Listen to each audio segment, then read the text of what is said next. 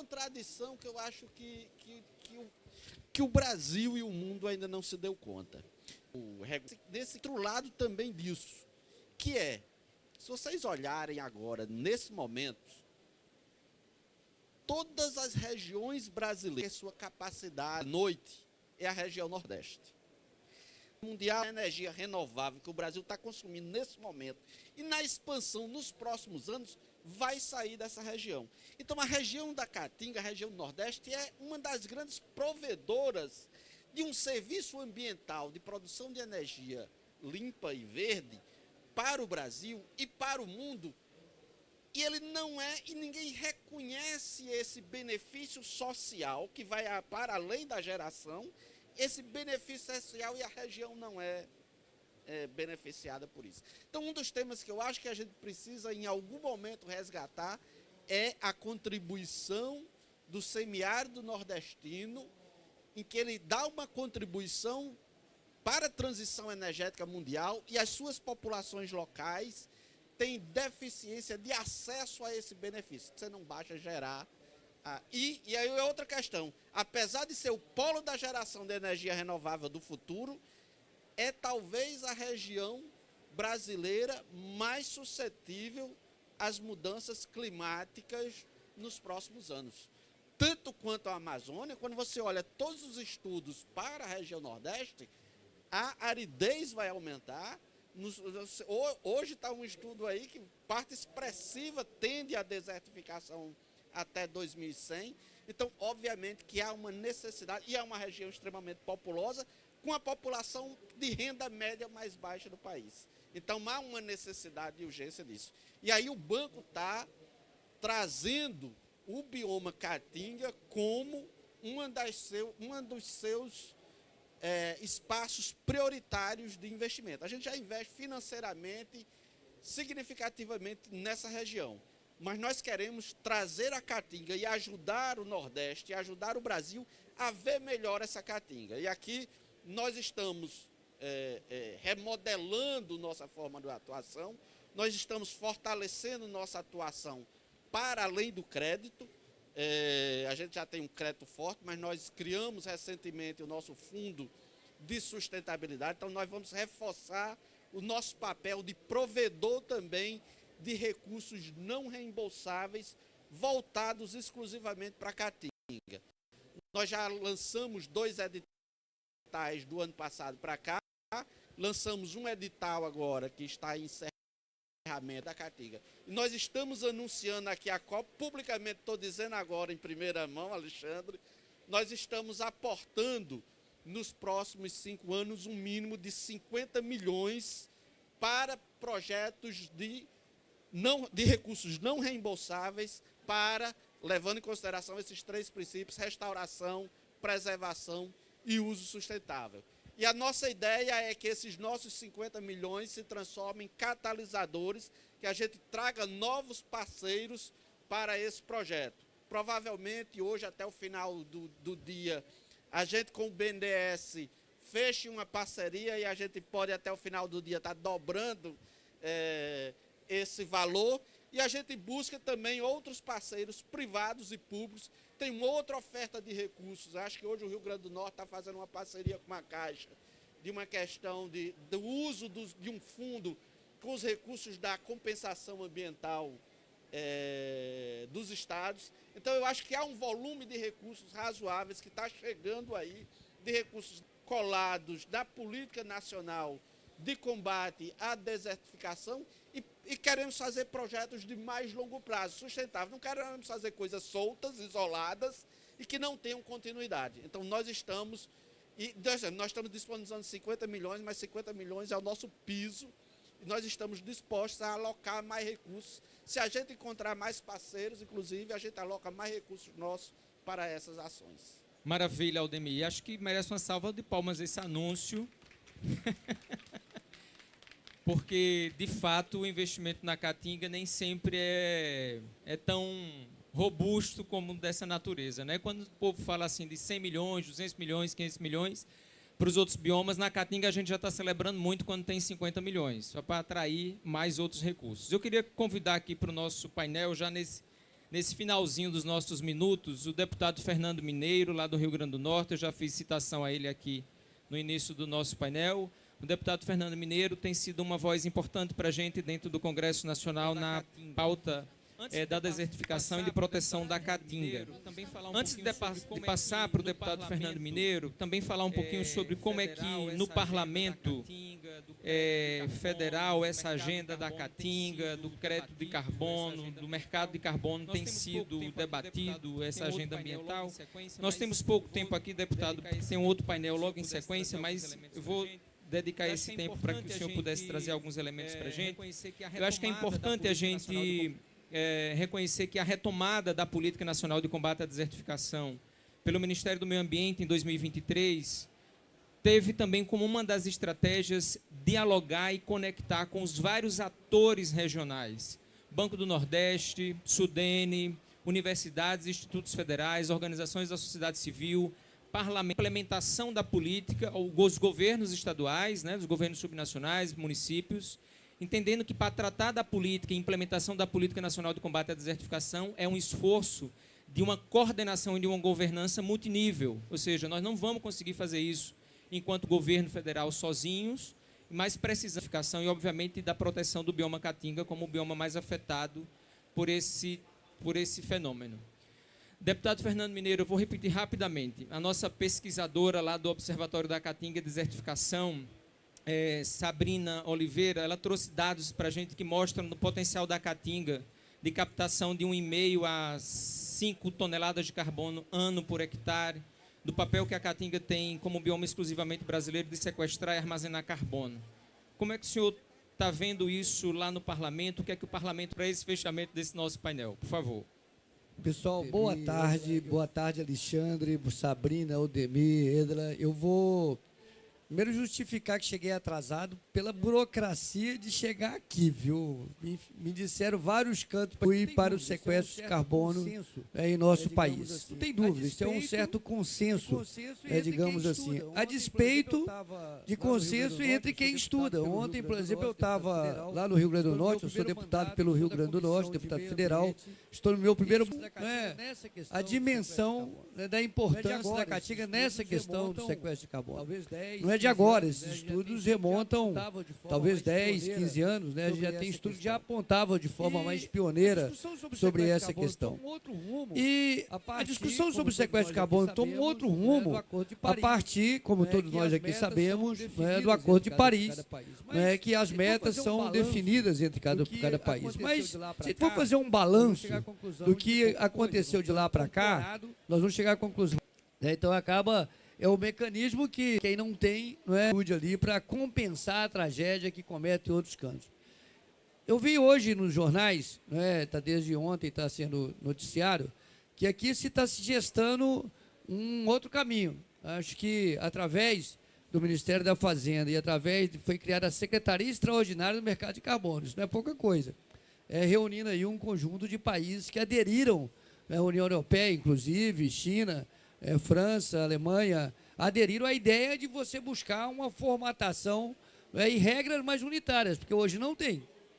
Cada país faz o que quer e não tem uma norma, digamos assim. A despeito de termos uma lei aprovada no final, sancionada pelo presidente Lula no final do ano passado, mas já no primeiro artigo da lei já diz qual é o peso das corporações. Por exemplo, excluíram todo o setor do agro da regulação da questão do carbono, só para ter uma ideia, porque representa uma correlação de forças na Câmara. Enquanto o nosso governo, o governo do presidente Lula, tem todo o Ministério do Meio Ambiente, todo um esforço para poder reposicionar o Brasil no cenário internacional, nós temos um parlamento altamente retrógrado, que faz o contrário. Então, acho que é importante fazer esse debate, colocar os estudos que o INSA tem, o professor Aldo tem, e tantos outros, chamando a atenção que nós precisamos colocar uma outra visão sobre a questão do mercado de carbono para não virar apenas uma commodity que, ao final, os ricos podem acessá-lo e a gente não tem o resultado disso onde interessa, que é na população. Então, rapidamente, só para não dizer que eu não falei, não cheguei a tempo ainda, mas isso, e parabéns aí pela insistência, viu, Alexandre, que você está tendo para pautar essas questões no meio de tanta turbulência. Maravilha, Mineiro. Obrigado, obrigado Aldemir, obrigado Sabrina, obrigado secretária Eda, obrigado deputado Fernando Mineiro, obrigado a todos que conseguiram chegar e acompanhar a gente aqui. Esse debate sobre a conservação e restauração da Caatinga como um bioma exclusivamente brasileiro, mais afetado sazonalmente seca, que tem uma densidade populacional das maiores das florestas secas do planeta, melhor, com uma atenção que, de fato, leve em consideração sua potencialidade e os seus povos que vivem nesse território. Então, obrigado e a gente agradece a todos e todas. Valeu, companheirada.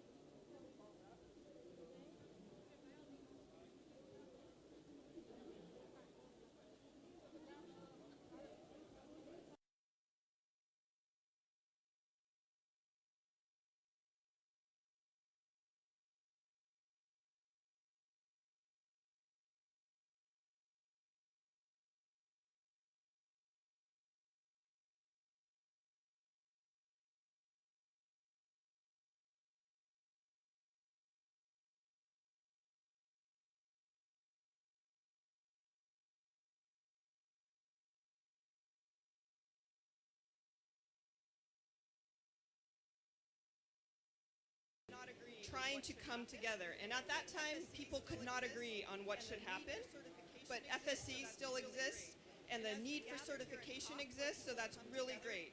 And as we gather here at COP, where people come together, we hope that we can come together. Scary. And let's hope that this time we can agree. And I'm really honored to share the stage with Thorsten and PEFC and all of you. And I want to thank the UN, the United Nations Forum on Forests, FAO, and everyone who made this pavilion possible, part of it, so thank you. And I look forward to the con, because this is a big moment that we're here together. Yes.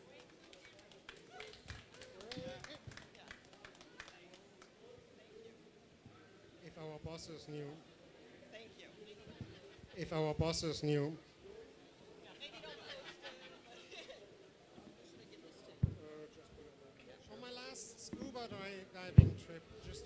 On my last scuba diving trip, just about 2 months ago, I had this amazing pleasure of meeting a whale shark. It's a beautiful thing to see. If any of you are scuba divers, you know what I'm talking about. And for me, this whale shark represents what forest certification has all been about. It's graceful, and it is slow moving, and it is huge. It delivers what we need. But it delivers what we need. It translates complexity into something that we can trust. It's slow moving. But as I said, it's slow moving. And slow movement is nothing that we can afford anymore. We are surrounded by changing expectations, luckily changing expectations, such as the Paris Agreement, the Global Biodiversity Framework, the disclosure frameworks. Everything is changing and putting new pressure on what forest certification is supposed to deliver. We need to become more like a bad fish. We need to be agile. We need to be more invisible, more catering to others. We need to connect, like this bad fish is trying to do, finding its fishbowl. Certification wasn't originally set out to be fast-moving, because we have processes in place that were there for a reason. like multi-stakeholder standard setting processes that take years to complete. But we need to change this. We need to change a whole lot. And we need to remain credible. But as the bad fish here tries to connect to the swarm, we need to connect more, that all of you are here for this session. Now, when we look at this bad fish, hopefully it's currently pretty lonely. Hopefully you'll bring us all together and we'll make it big and confident. But having said all of these things, what we have to keep in mind is that we have a purpose. We have the purpose to connect to the swarm and all to work together. And I believe that we can do this. Now, moving on to our fishbowl discussion. We have 2 rounds of fishbowl discussions. One will deal with these questions: how have the expectations evolved when it comes to the outcomes of sustainable forest management? So what does forest certification need to do in the future that we haven't done in the past? Round 2 looks more at how have the expectations evolved when it comes to market demand, credibility, data, and information. The overarching questions to keep in mind are: what worked? What are the tangible results that we have seen in the past? What are your insights as to what needs to be done? And what are the recommendations as to how it should evolve? So in our first round of fishbowl discussions, I have the longer version of the question up there. The way this fishbowl discussion works is we have with Herrick, Rita, Carol, 3 empty chairs. So all of them will start talking, not all at once, of course, but they will make their intervention. So if anyone feels, hey, I disagree, that's bullshit, or yes, this is really good, let's build on this, which is rather what I want to see, then join one of those 3 chairs. And if all those chairs are taken, then you come to the front and you tap anyone on the back, and that person has to leave. They can rejoin later on, so that's fine. Right? They won't be offended. I'm pretty sure we can trust them. So I would say we can start with Herrick. I love being in a fishbowl. He means University of California at Berkeley, by the way. I actually, my perspective, I'm there as a senior lecturer starting in January, teaching a class on forest bioeconomy. But my perspectives on this question, is this the right volume? Okay. Come from my last job. I used to be the bioeconomy coordinator for the U.S. Department of Agriculture. Not with the U.S. government anymore,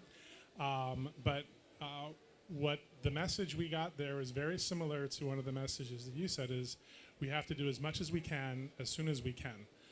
In the previous administration, there was the bioeconomy strategy, an executive order, about $10 billion, and we needed to spend it as quickly as possible. So what it came down to was prioritizing those investments. And what that comes down to is understanding the risk. Not only the financial risk and the socioeconomic risk, but also the environmental risk. And so my short answer to that question is that what the expectations are for sustainable forest management is to do a better job. We've been improving for decades, if not a century or more, with growth and yield modeling and modeling stand dynamics and silviculture. That's my background. But we really need to make those tools available and accessible for rapid scaling of investments in sustainable forest management. You know, the principles for responsible timber construction are a great example. But if we want to do that, like there was just the Canada housing talk, which I missed because I've become a Governor Newsom groupie, and so I went to his thing at the German Pavilion instead. But if there's going to be an initiative like that, a massive initiative to increase timber construction on a very large scale, which that program purports to do, where's all the wood going to come from? How are the ecosystems going to benefit, as well as the climate and the financial? And the thing about certification is that for, 3 decades now? No, maybe 2, but it's established credibility. But to take that to the next level, it has to be relevant now at speed, like you're saying. So doing things like, how can we incorporate ecosystem modeling and explain to stakeholders, well, if we increase housing construction by 50% and we can model the value chains that we know the wood is coming from this place and that place and that place and how much and what species and what diameters, this is what we think will happen to the ecosystems. And if a credible voice like the certification systems can communicate that, that would be immense. I'll stop there.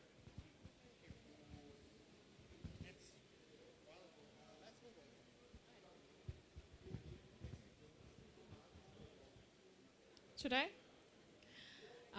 Hello, I'm Carolina from the Building and Woodworkers International, so Global Union Federation. So, from what as sustainable forestry management and certification in general has done, I was just mentioning some concrete cases to Thorsten this lunch break.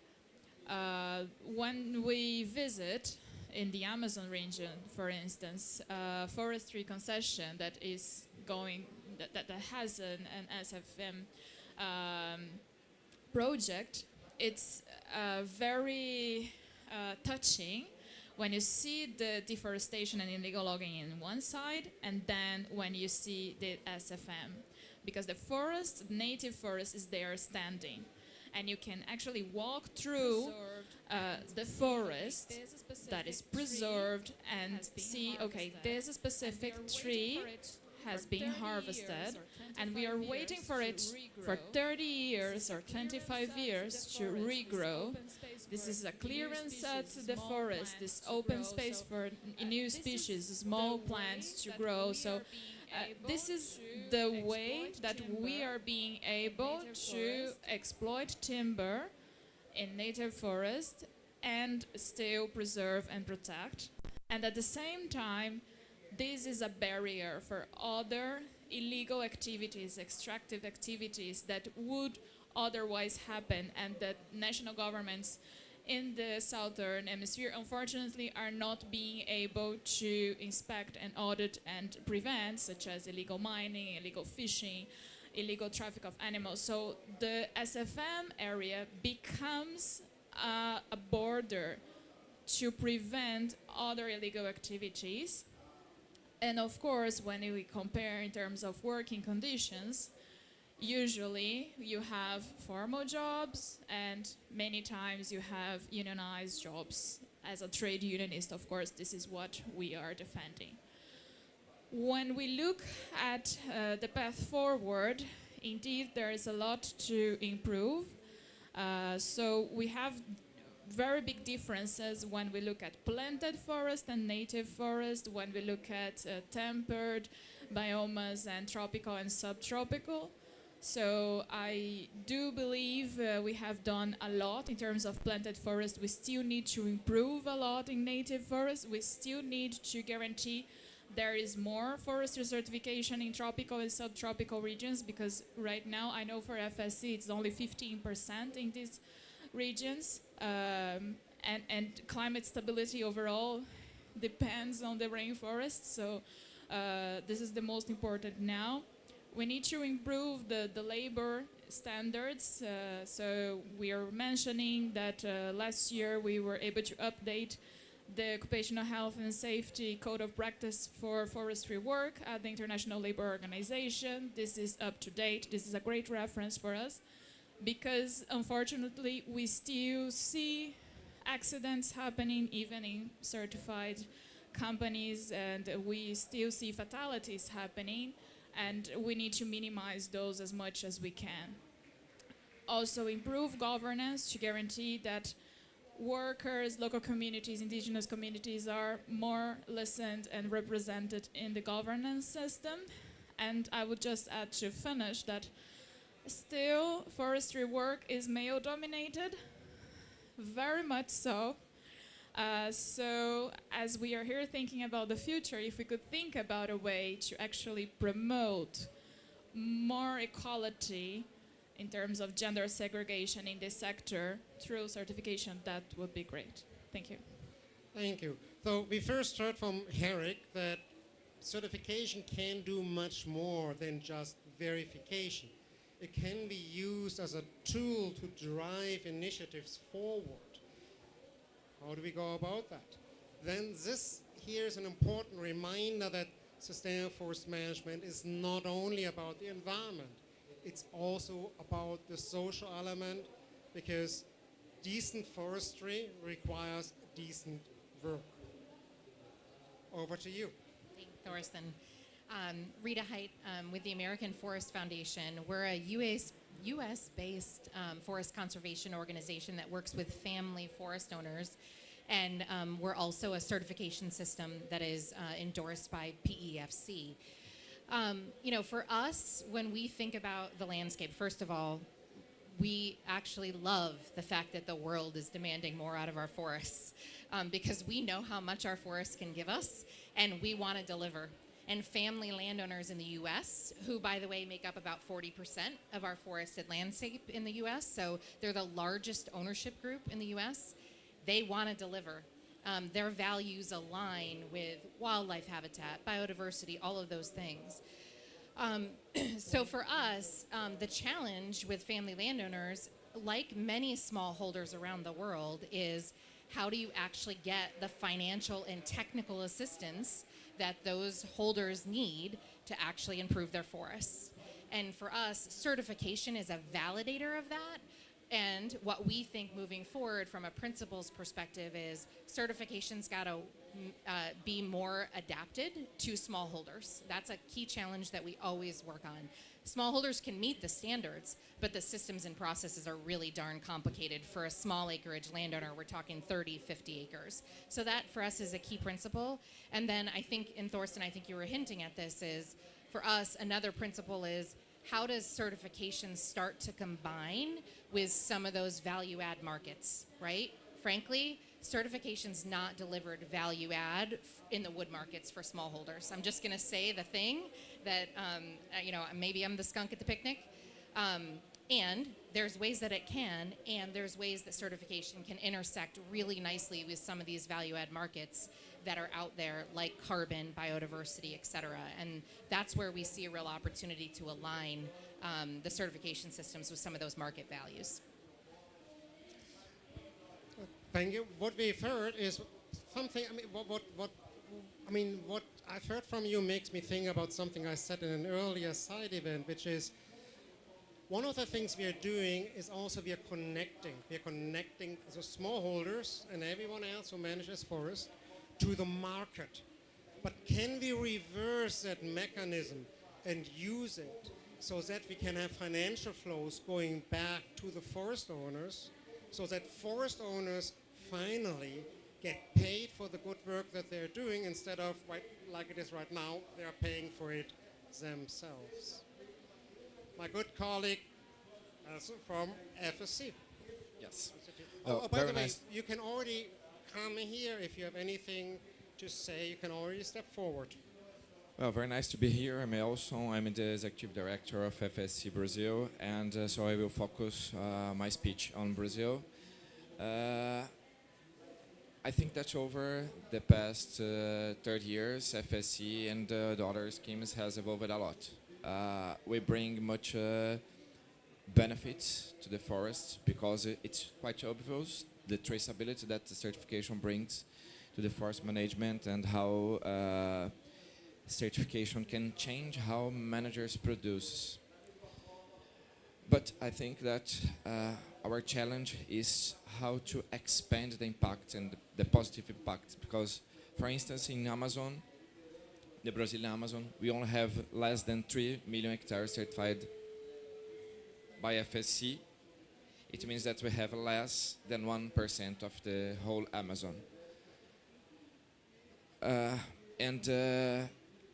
FSC has been struggling to how to improve that and to expand our footprint in a positive way, and has been developing some tools to improve that.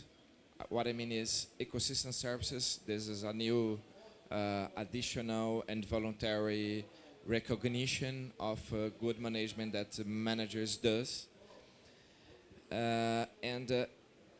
Why it's so important? Because there is a possibility to have some contracts between the managers and the possible supporters and sponsors, and now being recognized inclusively in a financial way, increasing their income. That's why maybe the impact for smallholders and communities and indigenous peoples can be improved in the future. But it's not the unique way out. I think that we also need to streamline how the systems and how the certification requires from the smallholders and communities. So some new tools, like FSC has one, such as PMC is a tool that community areas and smallholders must fulfill the whole standard, but not on the beginning, but they have 5 years to fulfill the whole requirement. So it's applied to SLINF, it's smallholders and community areas, and with low impact. Someone comes to the inner circle, and I think that I can pass the stage. Okay, the reason that I'm in the circle is what Rita said, and I agree 100%. But we have a African Forest Assurance Scheme in South Africa, and it works very well for smallholder farmers. And when I'm talking about smallholder farmers, I'm talking about 1 hectare of eucalyptus trees. And I take what you're saying about connections. I think connections are imperative, because through the connections with the African Forest Assurance Scheme, we have developed a carbon module so that the smallholder farmers, and it's not carbon trading, but because in South Africa they recognize sequestration in harvested wood products, the big companies, even though they support the smallholder farmers, potentially would be inhibited from actually purchasing from them unless they have this carbon reporting to government on their emissions. So we partnered as an association, and I just represent the big corporates, private sector. We partnered with the Forest Assurance Scheme, and we came up with this methodology, and we're working on the same thing for measuring biodiversity. So it's not necessarily part of the African Forest Assurance Scheme, but it is connected. So that's what you're talking about. So I would appeal to all the representatives, the big corporates, get them on board, work closely with them, have your boxing matches as the unions, you know, get the best that you can, but all of you be flexible so that you can make it work. Like that little fish, we can be a whole shoal of fish and make a difference.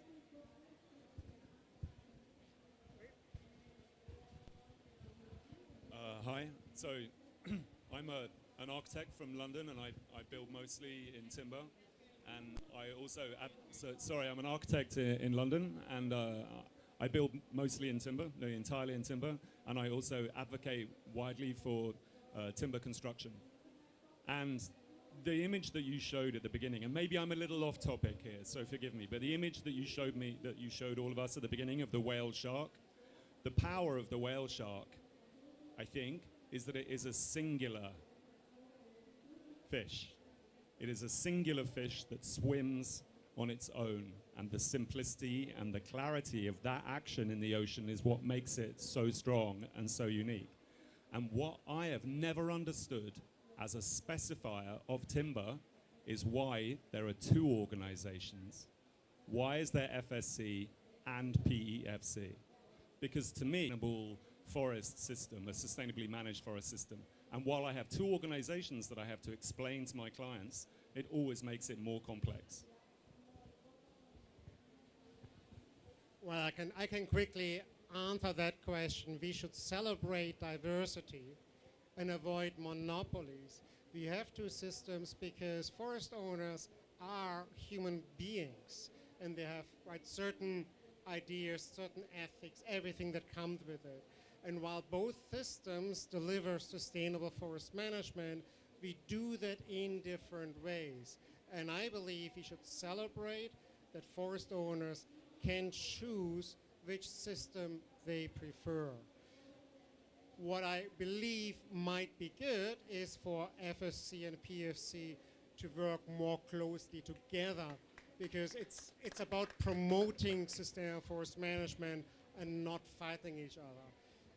We are now certifying 35% of the world's production forest. FSC and PEFC alone are 1/3 of the solution to the problems when it comes to production forests. And what we need to do is work much closer together in order for other owners to then have the choice which systems they prefer, right? There's a reason why there are more than one brand of shower gels. They all do the same.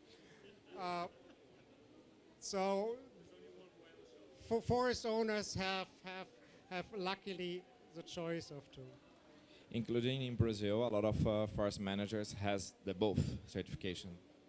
We should look around and see, well, let's bring together other that are not certified, and but I also would like to bring to the next Fishbowl is about market, because it's absolutely essential to talk about it, because here in Brazil, I would say that between 90 and 95% of the wood produced are consumed domestically, and we are talking about between 30 and 50% of illegal timber.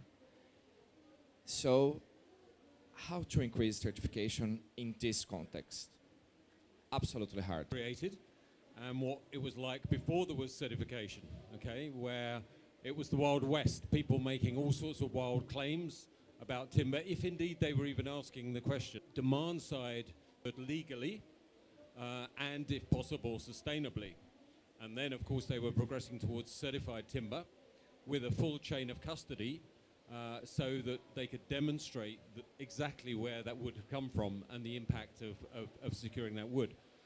But of course, over the last 30 years, the demands have become much more sophisticated and much more demanding. So in addition to wanting proof of where the wood is coming from and how trees are being replanted and regrowing and forests are healthy, people also want to know that actually harvesting trees is a climate positive thing to do. That actually you can cut down a tree and demonstrate a greater benefit from storing carbon in the timber in, for example, a building, than leaving that tree standing in the forest. And so they're looking for climate smart forestry, which can demonstrate a net positive effect of harvesting trees from the forest.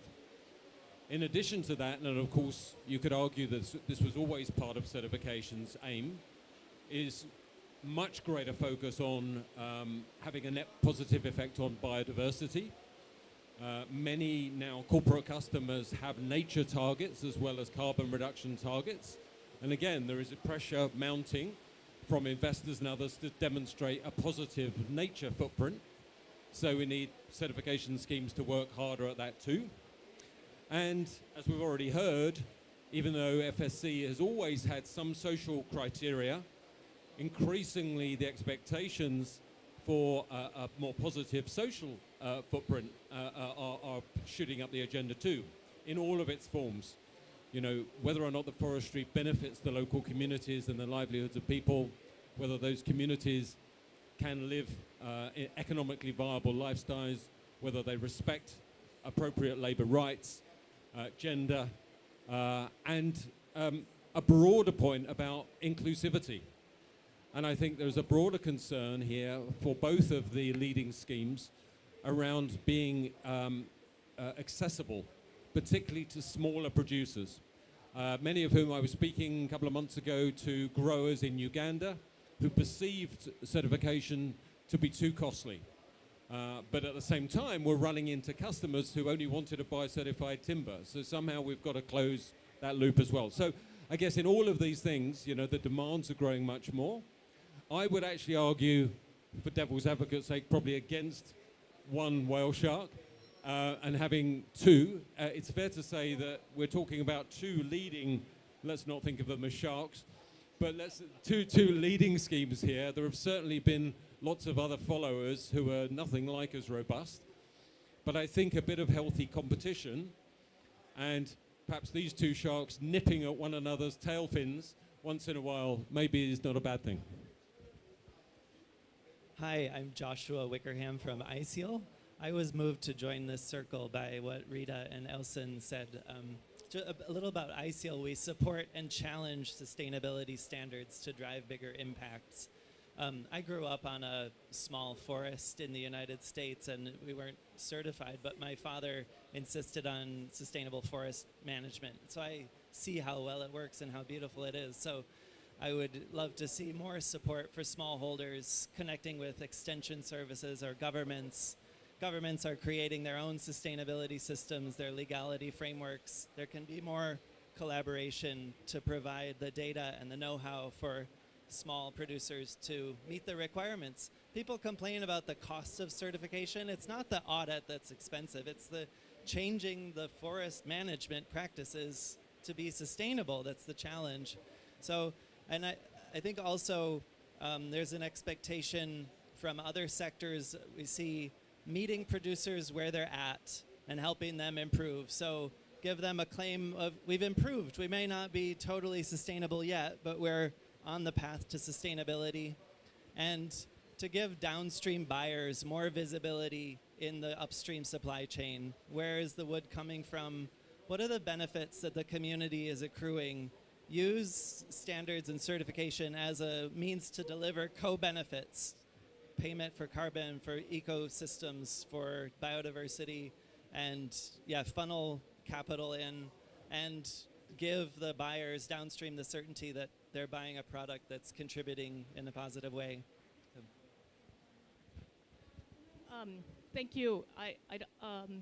My name is Susan Jones. I'm a small family forest owner in Washington State, and that's okay. And also an architect that works and leads in mass timber in the United States. And I'm here on behalf of Built by Nature and really grateful to endorse the principles for this. But what I really would like to just make more of a comment than anything else, I am so grateful that FSC and SFI and PEFC are in this room together. I'm a fourth generation landowner, a family owner in the Northwest, and we have seen the desecration of the forest industry, this transition from extraction economy to restorative community in the forest, and it has been devastating for our regional economy. And I cannot tell you the difficulties that we have had between these two certification systems, the wars, the Pacific Northwest Timber Wars cut our economy and our cultural biases in half. And it's been a tragedy. And I am so grateful that these two institutions are together and they're working together and they're friendly enemies or friendly friends or critical friends, however you want to call it, but it's a continuum. And if you want to say FSC moved the market faster first, that's great, thank you. But SFI pulled the market up and it's also pushing maybe a different market. And at any rate, as we all understand, we're only 35%. So the more we can work together, and please don't let the perfect be the enemy of the good, it is really powerful, and I am grateful, really, that FSC is here with the coalition here. Let's make everybody better and work together like that beautiful whale that Thorsten produced. So I actually want to take an alternate point of view on the, it's only in a good way. I mean, yes, I'm sure certification systems need to do a better job of being accessible to small landowners. But I also think that governments need help too. And on the issue of multiple certification systems, yes, I think that's probably one of the reasons the Forest Service had trouble with that in the U.S., among other issues. But what I think, well, I would love to see us be asking the governments and the multilaterals more about, okay, what do you need from the certification systems to make this work? It's probably something like a registry. Maybe it's something like, we have ISO and ASTM in the standard space. They're different, but they have some interoperability. Maybe the different certification systems need something like that. All I know is that if there's going to be a large-scale initiative to massively increase timber construction, and there's going to be attention paid to the value chains, where's the wood coming from, not only is the forest management sustainable, but what are our expectations for what happens in 20, 30, 40 years? And all the chain of custody, I mean, the certification programs are great at chain of custody, or at least it's the best we have. So let's use that. Yes, I mean, I don't disagree. It needs to be better for small landowners, accessible and all that, but there's some really big problems on the largest scale that I think certification, I would love to see how certification can solve that. In any case, let's continue our discussion. We have two more members here. We have Joao from the International Trade Center and Yuko from Sumitomo. Since I'm a gentleman, Yuko. Okay, thank you. I thought we are still on the first topic, but I just wanted to came here to mention that when we talk about these things, we are a very serious people and then tend to focus on differences. But I think it's very important we focus on what is the common vision and common goal that we are trying to achieve. And then if we focus more on what is the similar things and then, what is common, and that would be much, much better. Because I would say from a private sector that there are so many NGOs coming that which certifications is better or worse, but for me that any certification is a good certification because the comparison is nothing, right? So when Thornton said that the 35% of the production forest is covered by certification, but it's only 35%, and then I get all these, ESG investors coming, and then why Sumitomo Forestry is not sourcing 100% FSC, which is impossible for me. So that's why we have a due diligence system, and then we are trying to come up how to, bit the gap. So I think it's really a great moment that, how you two, and then including SFI, are together, and then,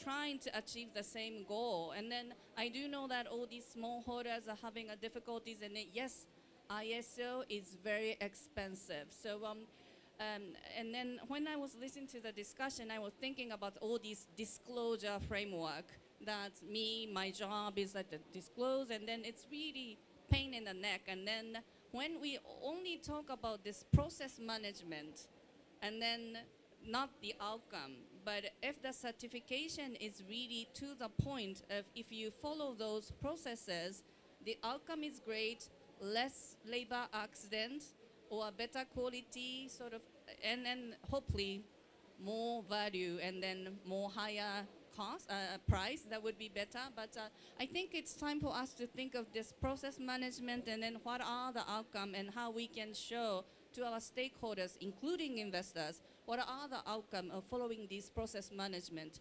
Because it doesn't mean that, I eat healthy food every day, but am I healthy, am I a good person, and it's a totally different thing. So I think it's really important that we are here together and then talk about these things. Yeah, thank you.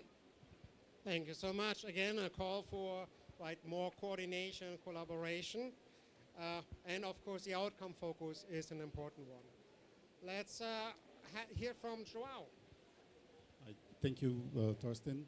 So my name is João. I'm the national consultant for ITC. I'm here today honored to represent Mathieu Lamol from the ITC, who could not attend this panel. So I brought some comments he would like me to share with you. As you may know, the International Trade Center works with small and medium enterprises So in the last year, more than 15,000 SMEs were benefited by the projects that ITC has been doing in the sustainability area. So ITC maintains this world database, which is called the Sustainability Standards, which happens to be the largest database in sustainability standards in the world. ITC sees the certification and sustainability standards as essential tools to connect producers with responsible markets. Yeah. Thank you. And I think this work is actually really important because it allows SMEs to figure out which standard is most appropriate for them, given that certification in many cases also means market access. You came back to the chair. Do you want to say something?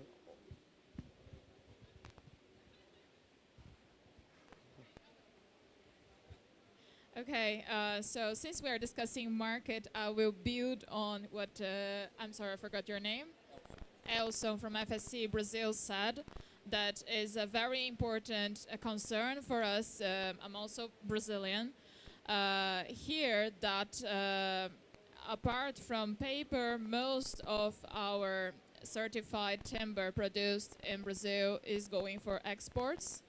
So what we consider really important here is how to actually create the domestic demand for certified wood, and we do believe it's important to have alliances with governments, that was mentioned, and having more regulations for timber construction. We do see the importance of fostering timber construction as a sustainable material, as a renewable material, as a carbon sinkage. These kind of alliances that we are discussing here amongst these organizations are actually important to build that. I think that it's work. Yep. I think that this is one very important point, and including where we can work together, because I think to strengthen the market, a very important way.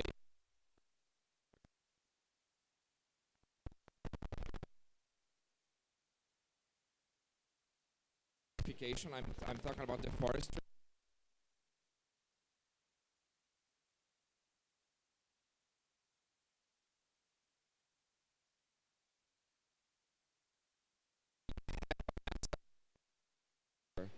And I think that the procurement can bring this impact on tropical timber, because yes, in Brazil, I think almost no. The biggest company are already certified, are PEFC or FSC, so far so good. But if you look to the tropical timber, and not only on tropical timber, but other non-timber products too, in other biomes, because here in Brazil we do have other 5 biomes. Yes, I think that's a lot to do yet. I was just going to add to the previous conversation, but also go into the trust and the friction. To be clear, the American Forest Foundation supports certification systems and supports smallholder certification. So I don't want my comments to appear as if we're against it. I want to tell the story of a family landowner. And to me, this is the problem we need to solve. Because to your point, we're not doing this to do process. We're doing this to drive good outcomes on the ground, right?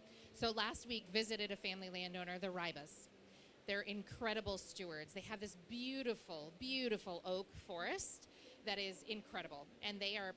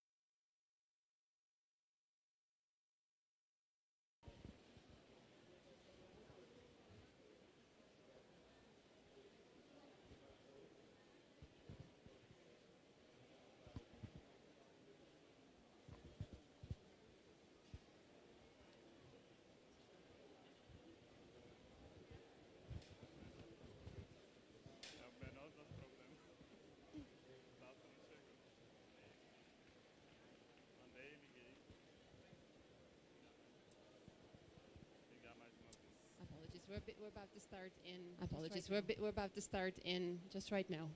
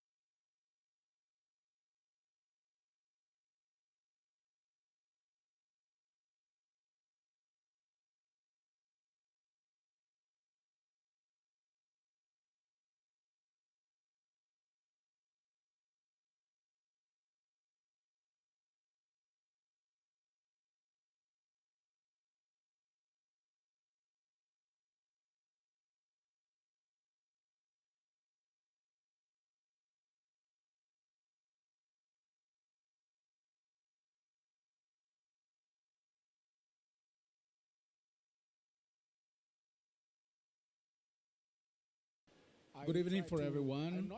I'm not trying to speak in English because I won't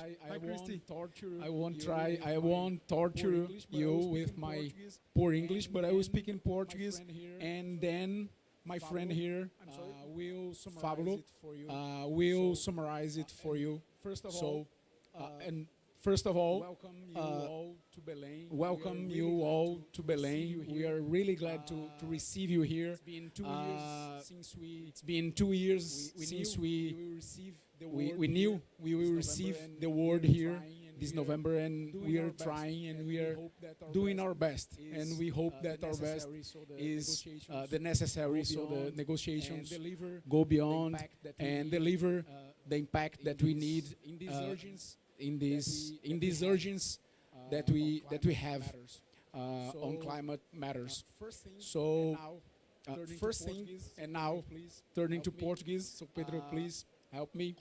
A agenda de conservação e restauração florestal, ela é crítica e necessária para a nossa meta de 1,5 grau ou até 2 graus.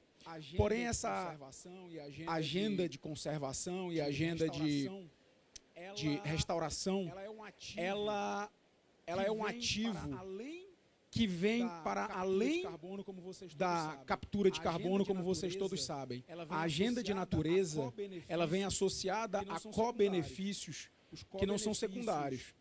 Os co-benefícios socioculturais associados aos modos de vida das populações que vivem na floresta e os co-benefícios de biodiversidade associados a ela fazem com que as soluções baseadas na natureza precisam ter um papel central na discussão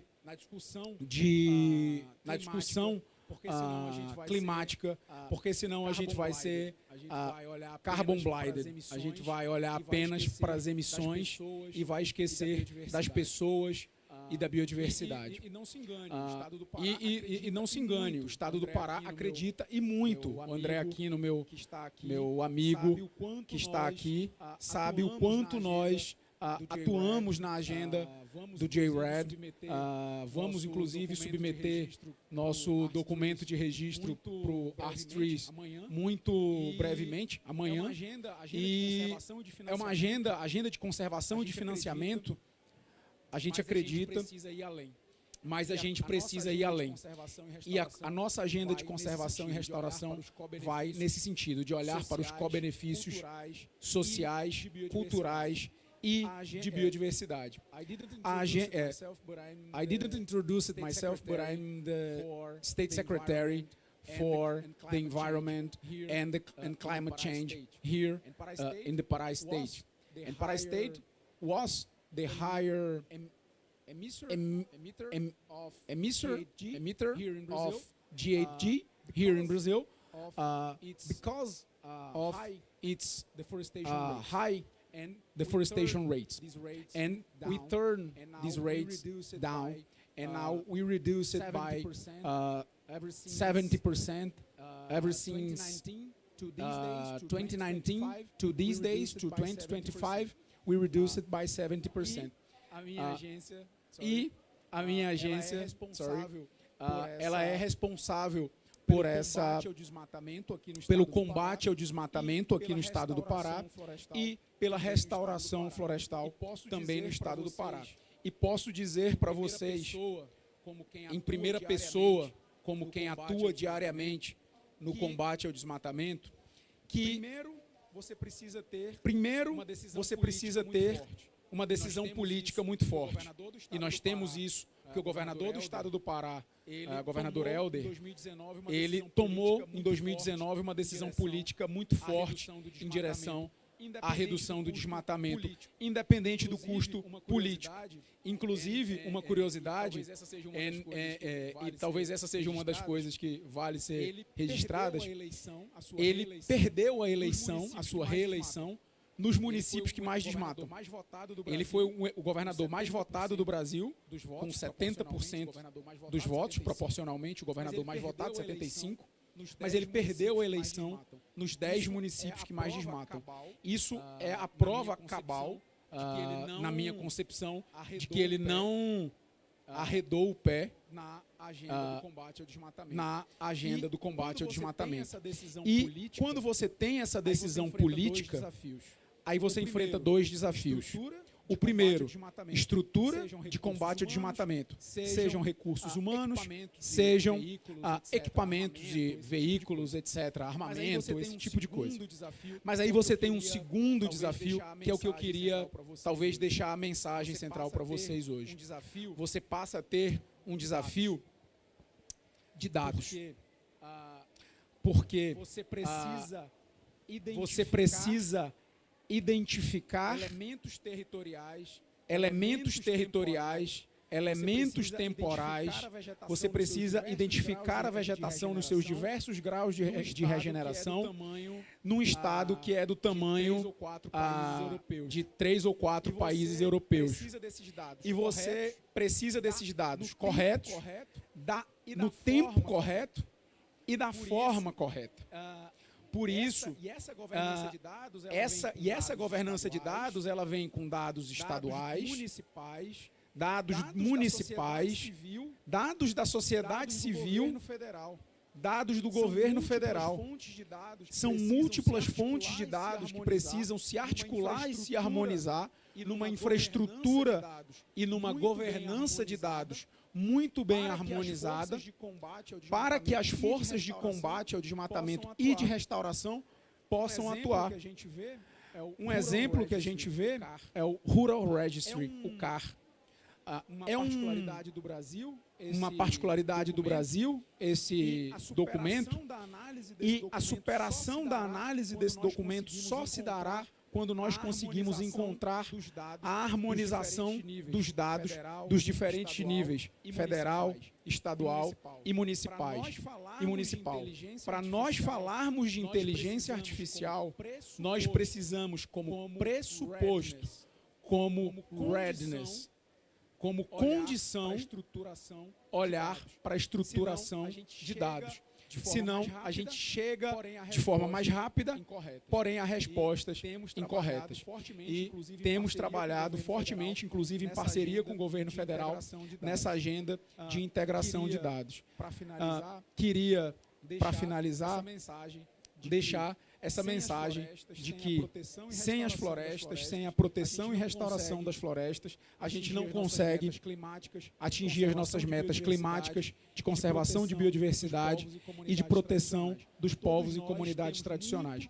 Todos nós temos muito a nos beneficiar de gestão, governança de dados e inteligência artificial.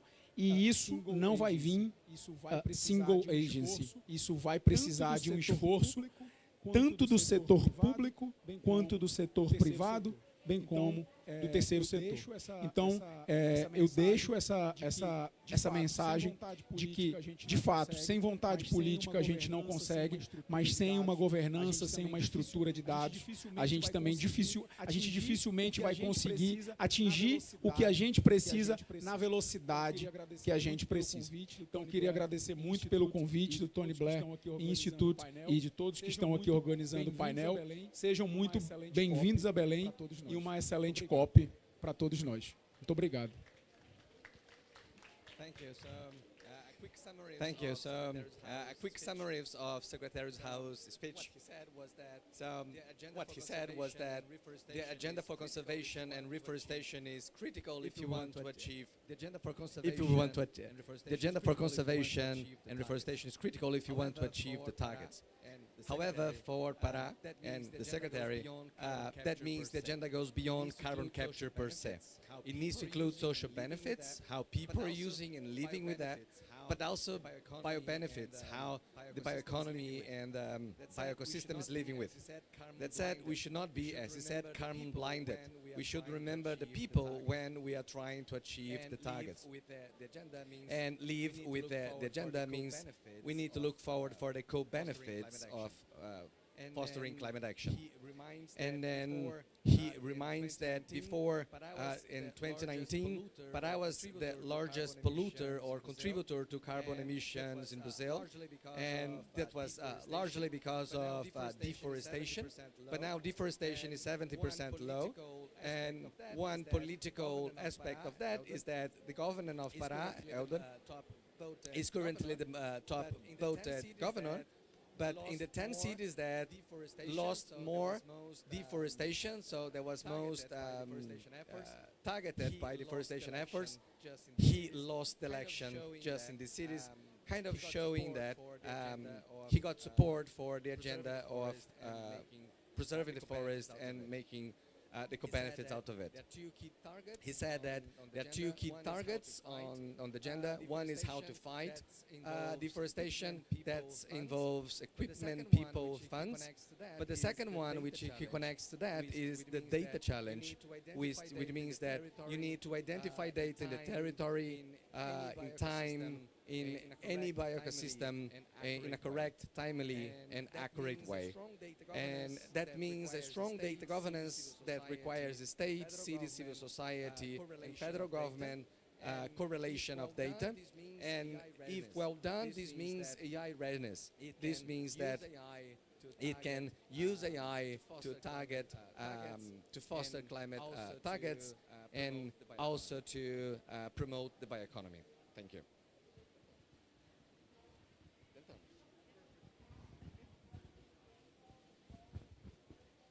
Thank you very much. Thank you very much, Senor Pretacio Ramon, for your opening remarks and for this encouraging context, also showing the progress that Pará has achieved and that Brazil has achieved, because these are the success stories that are fundamental to show the results of the efforts that Brazil and the whole world is doing in this context. So, without further ado, I would like to proceed to the main part of our event. And I realized that I haven't introduced myself. My name is Mariana Budaragina. I'm a senior climate finance advisor in the Tony Blair Institute. And it is our pleasure to host this event today together with our partners and our friends from the Institute of Technology and Society of Rio de Janeiro.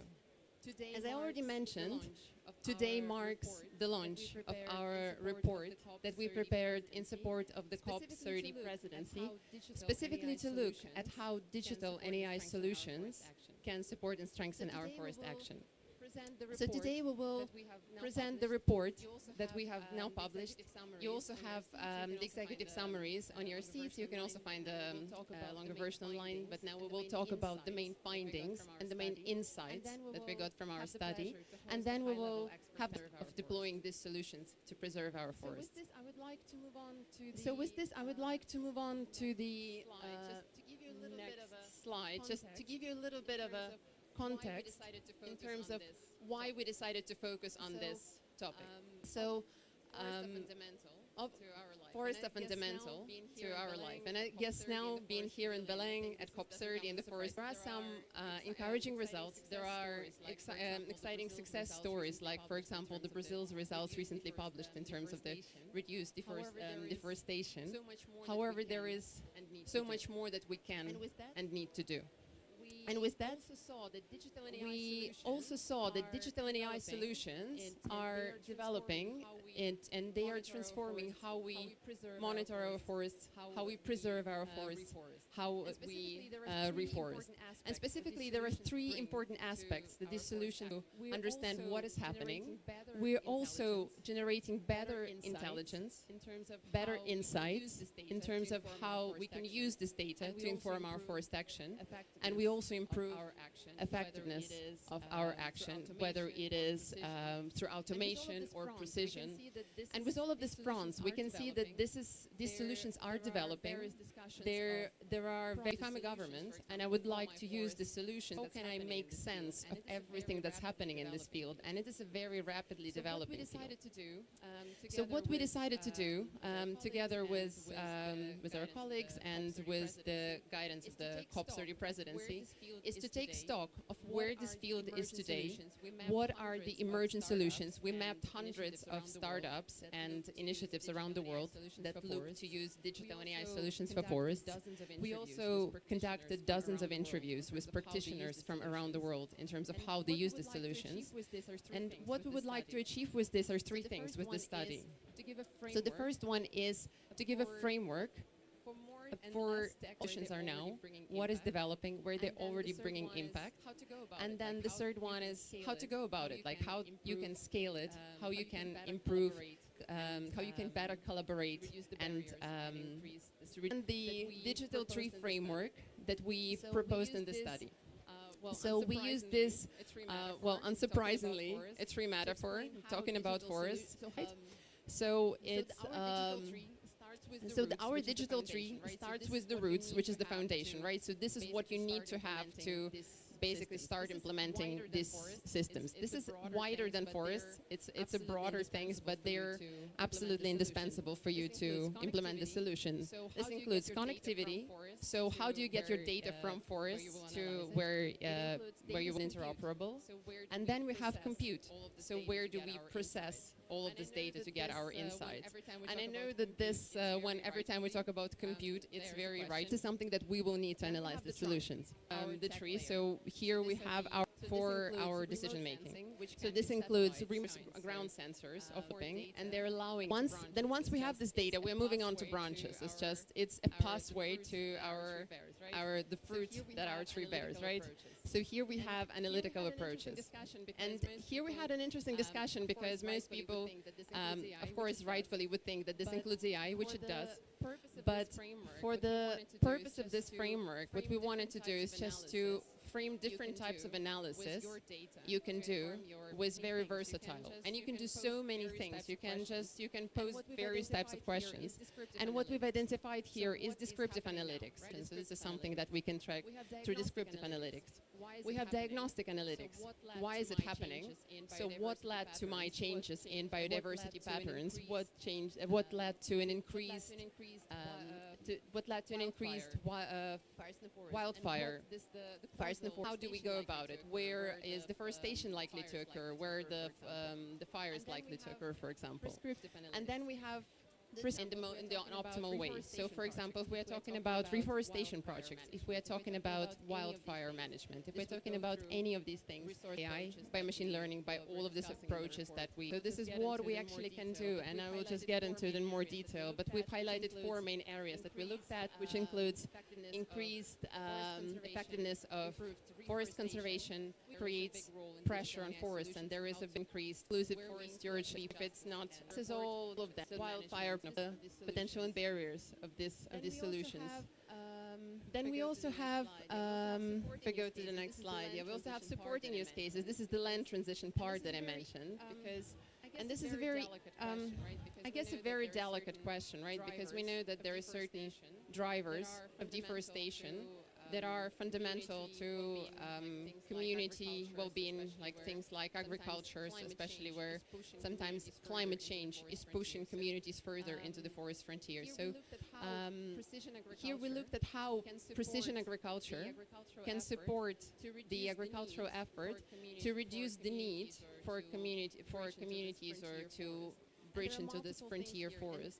And there are multiple things here, and actually this field is really large. We covered it at a higher level because very often agricultural companies are the pioneers of implementation of these solutions, but also there are more and more AI and digital driven solutions that are emerging for smallhold farmers that do not require such a lot of funding or a lot of tech savviness, and it just goes anywhere from this tech solution starts anywhere from SMS messaging, which is still sometimes the most effective way to reach farmers with the advice that you want to give, for example, on the prediction of weather events, floods, whatever that might be, all the way to the point where they can take a picture with AI analyzing their soil type, crop type, and just giving them specific advice on that. So there is a big range of solutions that are emerging for small farmers. And then with that, we also have enabling use cases. So this is the forest finance. Attracting forest finance, we have here a number of cases which include investment targeting, so how to better identify areas that have potential for regeneration, how to use our resources more effectively. We have supporting finance integrity through transparency, through like in carbon markets, like in impact investment in many other areas. We have value and co-benefits, so that is directly linked to the biodiversity and other areas that I mentioned, because now we can measure not only carbon, but all the other benefits of our forest projects in a much more informed way. And we have the various solutions for bioeconomy. This, again, very large field. We can see that there is increasing efficiency, product innovation, and some new opportunities are emerging, such as AI-driven tourism, where you can have an app that will tell you what animals are around you, and you can walk through the forest and it would be updating you, which is a pretty fascinating pilot that is being developed right now.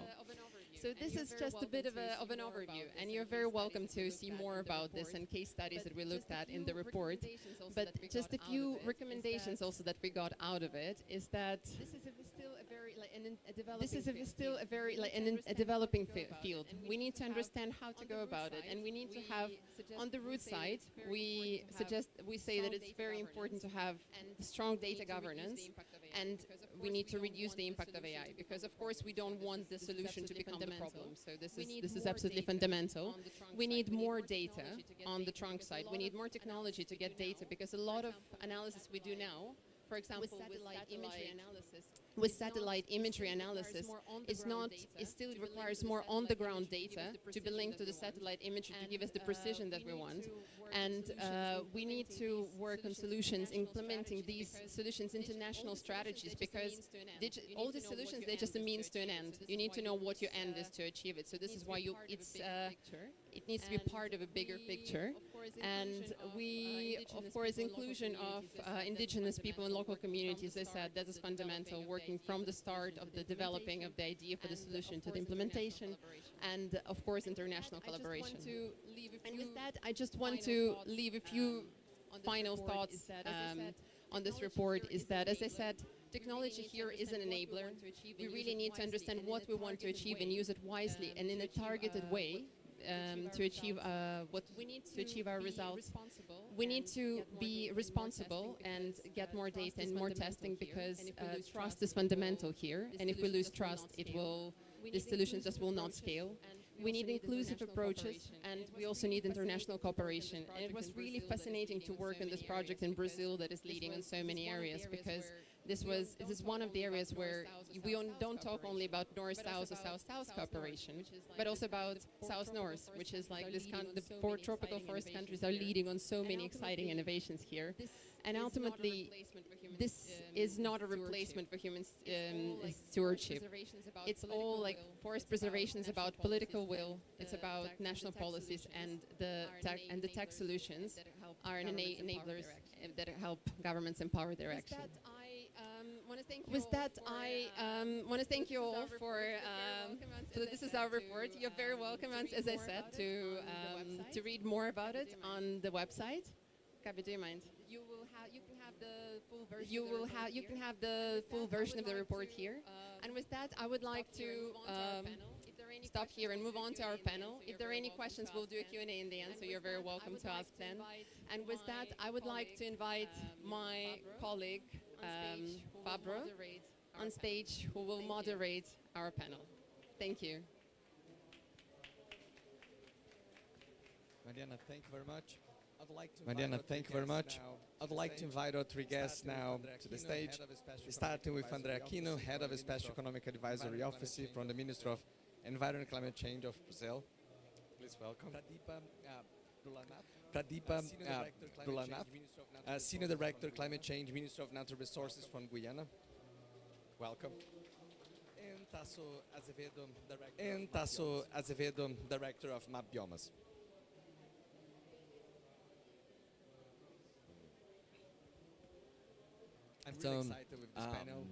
I'm really excited with this panel. I mean, one thing to admire on TBI are the infographics. They are very also we need things that work. And then university to access the funds, like the TFF or TFF. So, how do you see the connection between AI and access to funds, or access to funds and better data? Thank you. Thank you so much. Thank you so much. Congratulations to the TBI for the report, and thanks for the invitation. It's really great to be here. And I must say, talking about technology next to Tasso Azevedo is a bit intimidating, but there we go, it's COP30.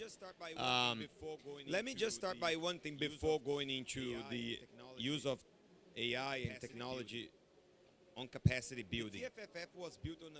The TFF was built on a very important premise, and this is going to go a bit against the spirit of this ode to technology. And it is the one of simplicity. It is the one of building on things that exist. It is the one on building on low-cost technology, open data, transparency, and use of country systems. So I think, this is a very important thing. And it's honestly very different from the way carbon markets have evolved.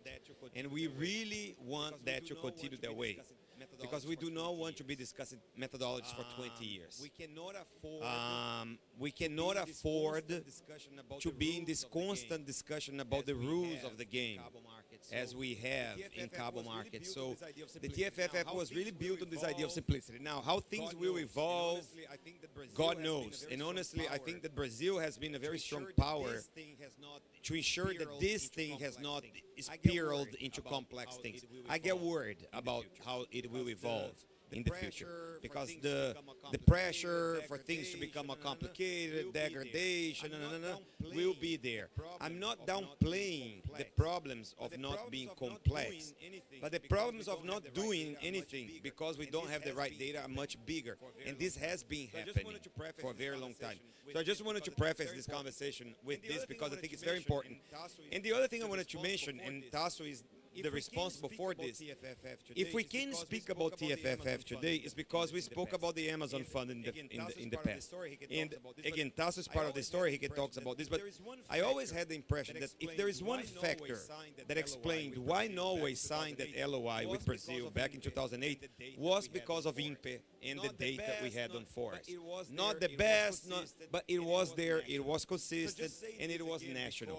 So just saying this again, because Sometimes we need to speak pig Latin. Sometimes we can afford to have lesser quality data, or as long as it exists. It is national data and so on. The quest to improve data and systems should not preclude action, which is so urgent. So, just like saying this. Now, on the TFFF, we have some eligibility criteria for countries to meet that have been built in this participatory manner. The 12 countries came together, and one of them is having MRV systems that meet minimum technical criteria. This minimum technical criteria have been built with INPE as well, and so on. What we have been thinking, and this we have been doing with like colleagues from Systemic, from UNDP, is how to use AI to reduce the time spent on capacity building. So one idea is, for instance, how can we quickly do a diagnosis of existing country capacity on MRV without needing very complex international missions and so on? So how can we tell Guyana very quickly, in the click of a system there, what they probably meet and do not meet of the eligibility criteria, and how they can access this information in the quickest, least expensive manner. So this is what we have been calling the TFFF Access Platform, the Digital Access Platform, which is basically an online diagnostic tool that measures country against the eligibility criteria that have been set forward for the TFFF, then offer what we've been calling solution packages, which are ways to address this gap, this knowledge gap, in the quickest way. So this is an example of how to mobilize finance. I think that's one of the buckets that you identified there, using AI. Building capacity in a quicker, more efficient manner to meet these types of eligibility criteria. Thanks. Thank you very much. Super interesting. Thank you very much. Super interesting.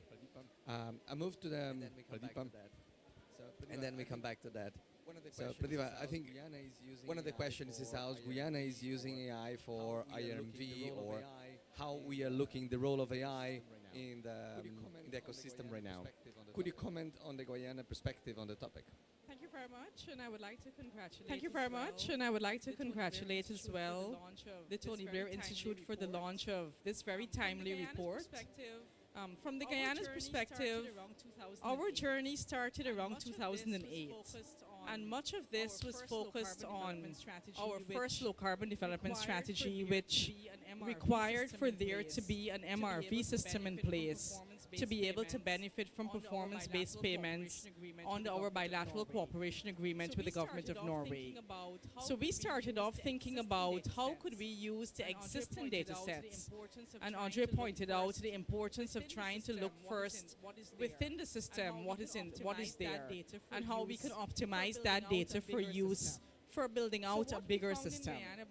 So what we found in Guyana back in 2008 was that we had a lot of capacities across various sectors, but they did not come together under one umbrella. And I think over the last 5-10 years, we found that to be quite similar with other developing countries. Like you have capacities residing in different sectors, but not under one system that allows for a structure to be built out. Another big challenge we had in Guyana was that a lot of the forest areas are remote areas. Like you simply can't access these areas by roads or by rivers. You know, at that time, drones were not so widely used or affordable. So a lot of the solutions needed to come, even from those early days, from technological applications. And satellite-based systems provided that solution for us. So because of necessity, we had to go towards technology, because there was no other way for us to be able to know what is happening in close to half of Guyana, because it was inaccessible forest areas. So technological applications became a necessity at the very outset. Capacities became quite important as well to consolidate what was there, but needed to come under one umbrella. One of the lessons we've learned in Guyana is that as we build the system out, it is necessary for us to optimize moving from carbon to beyond carbon. So, for example, we were very upbeat and very optimistic about the launch by the Arts Secretariat of the Beyond Carbon Benefits module for public consultations, because that allowed for us to think and answer questions. How could we use the existing MRV system that we have built in Guyana over the last 15 years to do more than just reporting on forest carbon emissions and removals? How can we report on key biodiversity areas? How can we report on water quality? How could we report on social safeguards? And bringing all of this onto one umbrella. And that, to me, is the ultimate solution of an MRV as a vehicle for reporting, whether for TFFF, for carbon markets, for green bonds, blue bonds, blended financial instruments, or whatever the financial modality is moving the MRV system using AI and digital technology to enable that. One last point from our experience in Guyana. A lot of what we started thinking about were about the forest sector, timber harvesting, the production aspect of forestry. The MRV system over the last 4 years was able to be optimized to inform natural resources management. Where is the best positioning and planning for new forest areas, for mining concessions, for roads, for housing projects? So now it's going beyond just the typical applications for forestry, now to urban development, regional development, looking where the best locations are for building out society as a whole in terms of its development. So I think the boundaries are really going further and further beyond even what we expected. But one point as a takeaway message from us, and Andre raised this, a lot of these global data sets which are out there, to my mind and from our experience in Guyana, are not as easily applicable or as accurately applied to country-level situations until and unless they're ground-checked and ground-truthed for accuracy based on information on the ground. And this is because cloud cover, the nuances of small-scale deforestation, many factors affect the accuracy of those global data sets.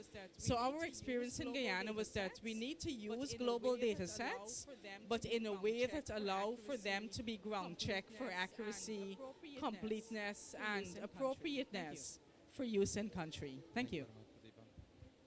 Thank you very much, Pradeepa. And I'll come back to that. And Tasso, I think you were probably the first experience I have on AI and forestry before I even considered to put the two things together. So Map Biomas has really been using AI and data to monitor. How do you see the trajectory to here, and how do you see the path forward? Andrea mentions the tracking record of INPE, the Amazon Fund. How do you see this Map Biomas and COP30 in this moment?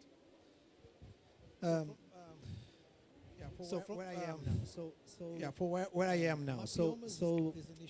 Map Biomas is this initiative that I coordinate now. It started in 2015 with the idea of tracking how land use is changing over time. So that was the reason why we want to do this, because we want to calculate better the greenhouse gas emissions. Including there is many people that see map biomas and they think map biomass. Like it's biomas was biomass, and actually biomas is in Portuguese biomes, so it's an ecosystem. So that's why it's map biomes. So it's a coalition of organizations, including NGOs, universities, and tech startups. In some countries, there are also public institutions. That in each country, the work is to divide the country in small pieces of 30 by 30 meters, and then tell the story of that specific pixel, that area, over time. So it's a different way of doing maps, because the typical way of doing maps is like you make the map for 1 year, and then for 1 year, and then on the next year, you look at this map and the satellite image and see where you have change. And then you just map the change, because it's like it takes too much time to make the whole map again. So you just make the change. So that's how it works, for example, on INPE since the 80s. It's like mapping the change. And so the problem with the approach of the change is that you don't see what happened with the area that have changed already, because you create a kind of a mask. So the idea here was like, forgot about like this idea of doing one map after the other.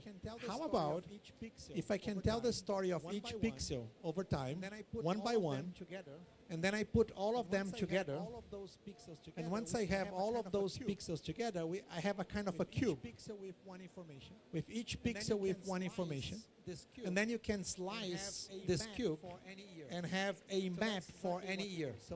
So that's exactly what we do. So we do this for different topics.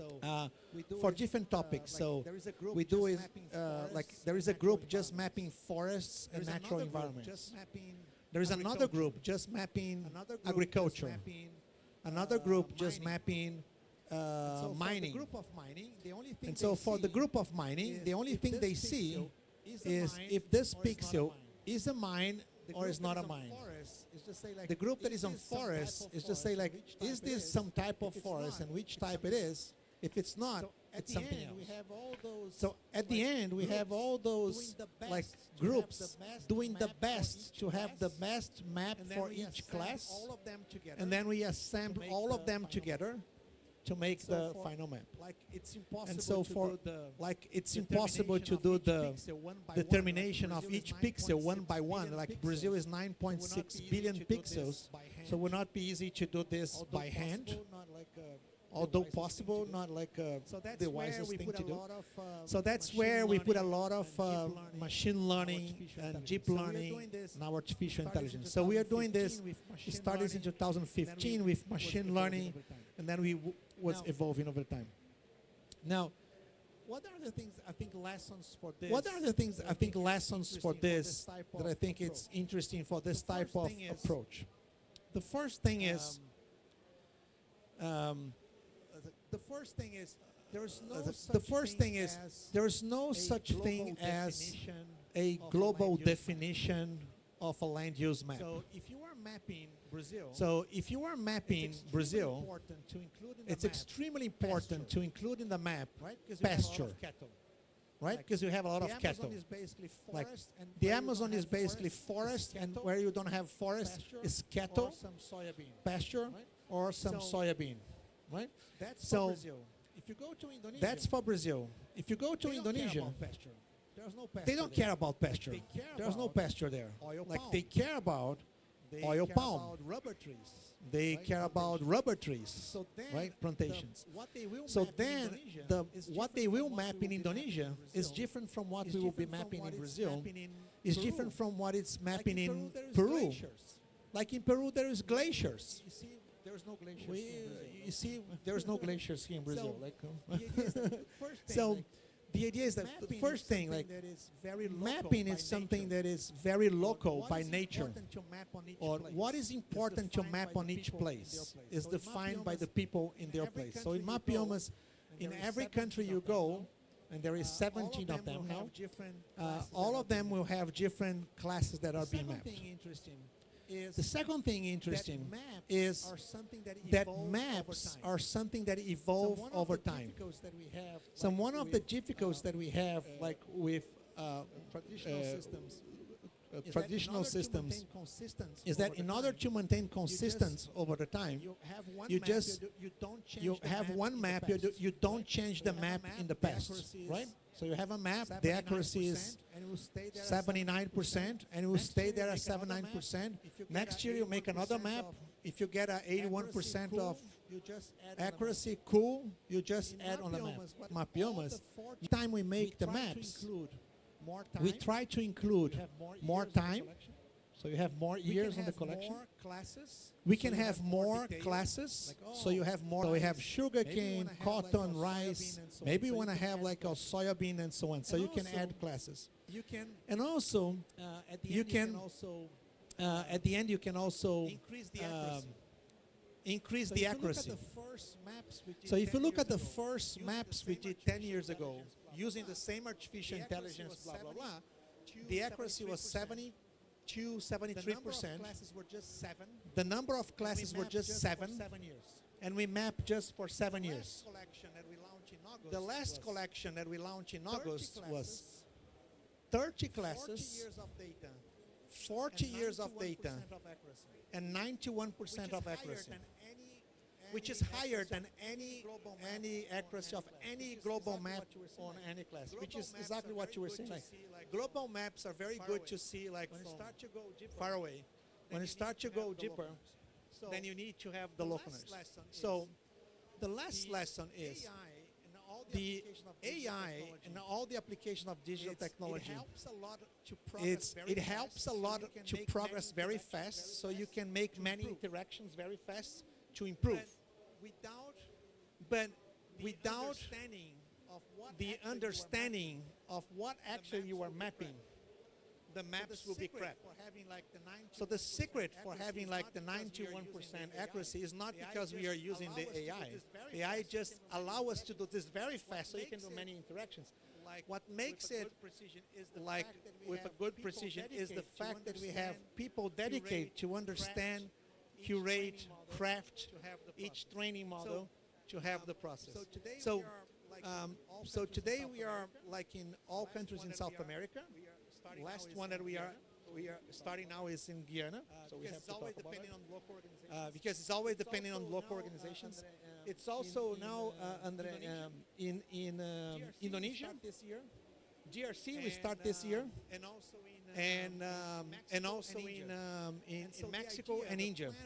And so the idea, the plan from Mobilising is to be in all tropical region. All countries in the tropic have their own system to monitor the land use, etc. as a whole. So I'm thinking is like when you think about this type of methodology, there is a lot of things possible. There is a lot of things possible, right? The best way to start is like start with something that is very simple and direct.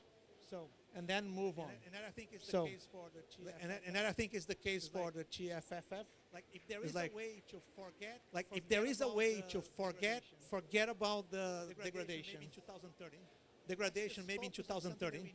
Let's just focus on something that we know how to do very good right now. And then we go at the end on the degradation. It's part of the game of using all those tools to progress very fast. Thank you very much. Thank you very much. We're going to go for a quick last round of questions. We're going to go for a quick last round of questions, and then if we have time, we can ask the audience for contributions. So, Andre, one of the topics that they ask you to comment on is the forest restoration agenda. So you mentioned a lot about trust and data. How do you see this connected to this topic? On forest restoration, on forest restoration, I think there's really a lot, right? And here it's really about understanding the type of soils, the type of conditions, vegetation, and then what type of crops, what type of restoration techniques you want to apply. And also, there is Claudio there. We talk about impact technology sometimes. I mean, somehow magically he appears. And also using technology really to accelerate restoration. So I think here is a bit the frontier, right? Some very interesting things that the Chinese, for instance, have been doing to achieve this massive land use restoration that they have been doing. So we could go much deeper into the restoration agenda, but I think that both for doing the restoration on the ground, from planning to implementing and of course monitoring restoration, there is a lot that's very exciting to reduce costs of restoration, because I mean, you know, Brazil, we have this target of 12 million hectares of restoration, and loads of it will be achieved through passive ways, so I mean, assisted natural regeneration, but still a lot will be active, and we need to reduce costs. So technology will be needed here. Thanks. Thank you very much. One of the questions they asked me to include is on biodiversity. And also if you have any thoughts on South by South cooperation or sharing knowledge on AI. Thanks a lot. I started some of this in my last response. So we started off building an MRV for carbon, for reporting on forest carbon emissions and removals. But the scope of that system with the richness of the data that is collected from a wall-to-wall standpoint, because in Guyana, we conduct our MRV at jurisdictional scale. So it's all of the country, all forests, every year, repeated year after year. So the scope of that system obviously could lend to so much more than just reporting on carbon. And in July of this year, Guyana launched the Global Biodiversity Alliance, and we hosted the inaugural summit in Georgetown in July. And one of the outcomes of that summit is the commitment to build out the MRV system to include biodiversity indicators. And that is connected closely to my earlier point about the Beyond Carbon Benefits module launched by Arch Trees, which embody a lot of the fundamentals of what would need to be monitored when that module becomes final. So we're looking to build out that MRV system for even more than biodiversity, to look at cultural values, to look at indigenous safeguards, and to also look at water quality and the range of ecosystem values. I think from the Guyana perspective, we have to learn a lot more on how to expand the system. And I think the point that Tasso made, as well as the point that Andre made, the way to get that done most cost effectively and in the quickest way will be through South-South collaboration. We are now trying to learn those lessons that others have already learned. And in some ways, we have learned some lessons that could be shared with other countries as well. So I think the fastest, most cost-effective way forward will be to collaborate. So it sounds like an obvious thing to say, but I think sometimes it's not quite realized. And Tasso, we have very few minutes to conclude because the other panel has to start. What would be your final remarks and a message for COP30 to COP33 and onwards?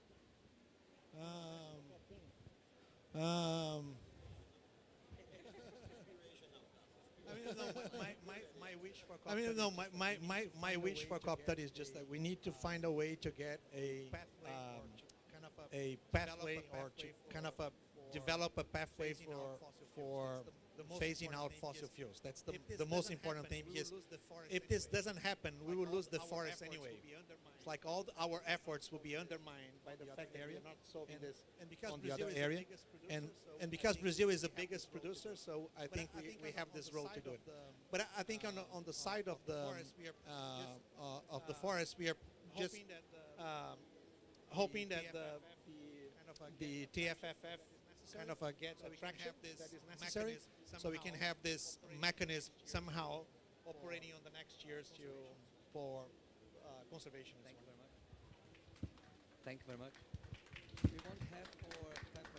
We won't have time for questions, but I welcome everybody to join for direct answer. Thank you very much, Mariana, for the invitation.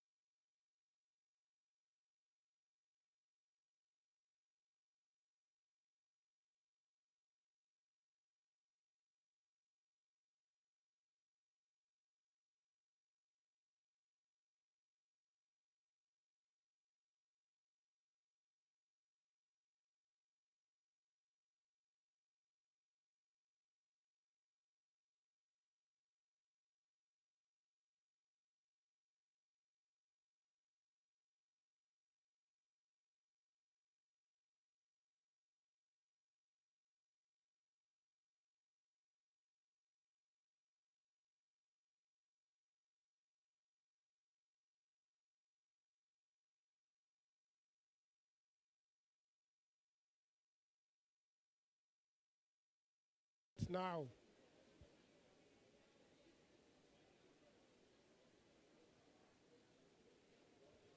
Please take your seats. Please take your seats. Please, let's start. We are running a bit late. Please, let's start.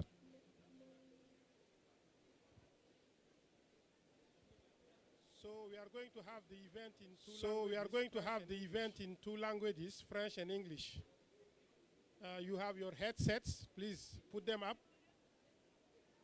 And the headsets are also useful for the sound because we are getting a lot of noise around. So I hope with the headsets you are going to get better sound. So we are going to start the event now. My name is Alhamdou Dorsuma. I'm the manager of the Climate and the Green Growth Division at the African Development Bank. And I'm also one of the co-facilitators, co-chairs of the Congo Basin Forest Partnership Donor College. I'm going to moderate the session. So, Excellences, Mesdames les Ministres, bienvenue. Excellencies, welcome.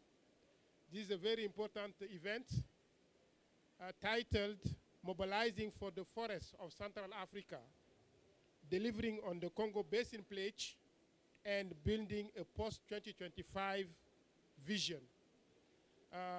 This event is organized by the two co-facilitators of the Congo Basin Forest Partnership. These are Gabon and France, as well as Germany and also the UN Forum for Forests as co-organizers.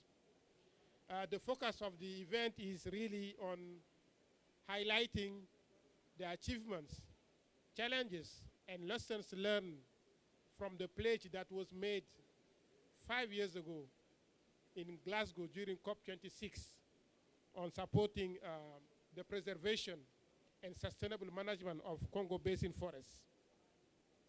Today we are at COP30 in the Amazon, one of the biggest, or even the biggest rainforest in the world.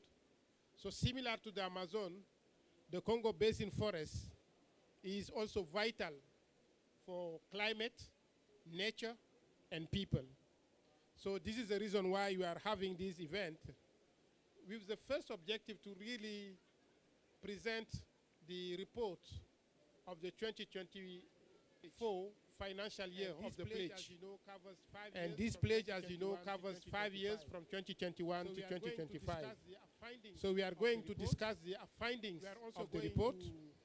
We are also going to discuss lessons learned from the implementation of the first pledge from Glasgow to Belém. And we are going to outline the vision for the next pledge, which is going to be also discussed here. So the event will be in 4 parts. We are going to have opening remarks from ministers and also co-facilitators. And also after that, we are going to have keynote addresses, and this will be followed by a panel discussion, and then a closing. So let me, without further ado, start with the first part of the event, which is the opening. In the opening, we are going to listen from 3 statements.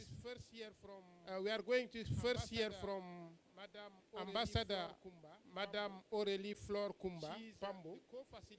She is the co-facilitator of the Congo Basin Forest Partnership. She's not here from Gabon. She's not here, but we are going to hear from a pre-recorded statement. So let's start with Madame Pambo, and then we call for the next speaker. Can we put the video up there? Is the sound good? Is the sound good? Please put your headset.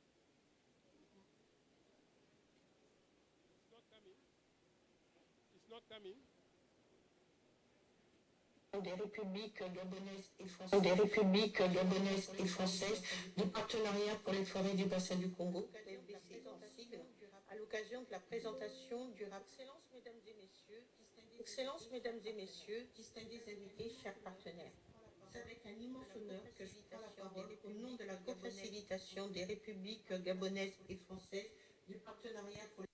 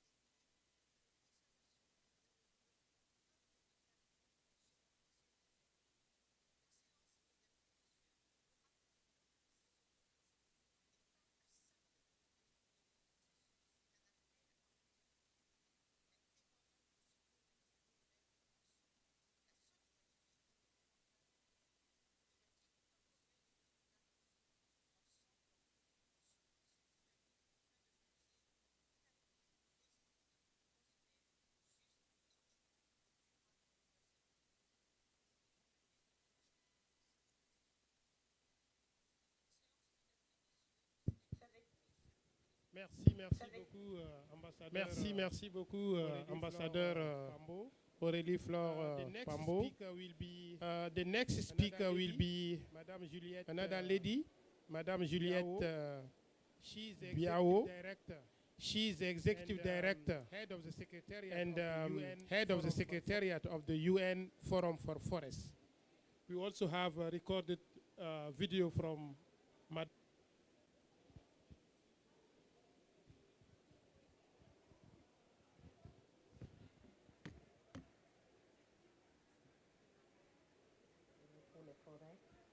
Prononcer ce discours d'ouverture.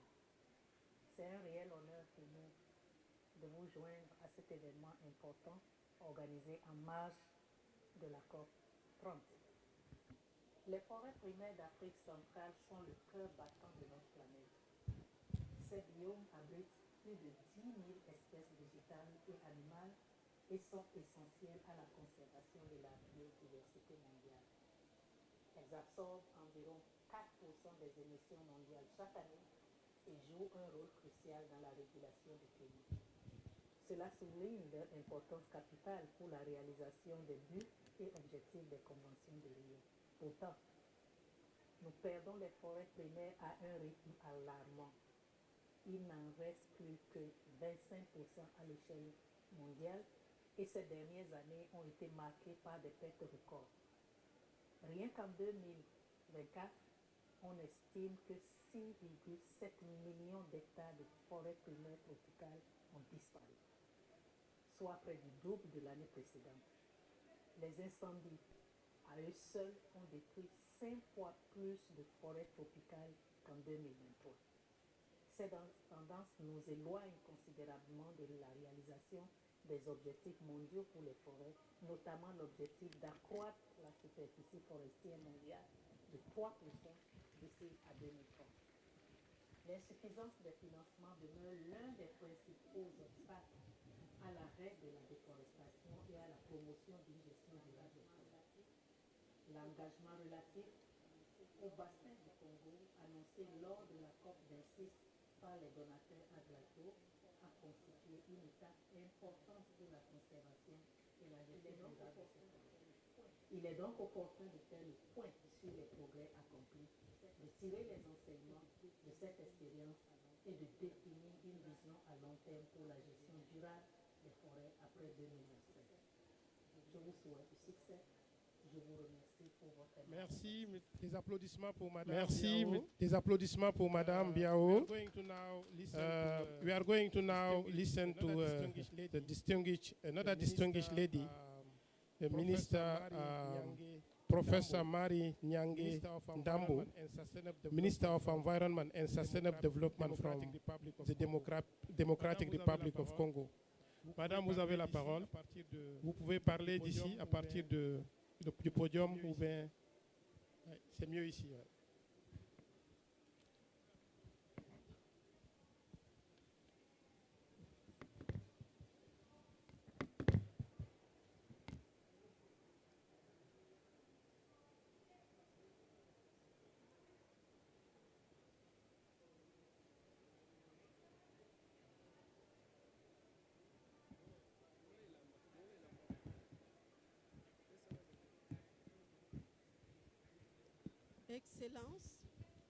Excellences, Mesdames, Messieurs, à vos titres et qualités respectifs, c'est un réel plaisir pour moi de prendre la parole à cet important événement sur les thèmes mobilisés pour les forêts de l'Afrique centrale, mise en œuvre du Congo et construction d'une vision post-COP 30. C'est ici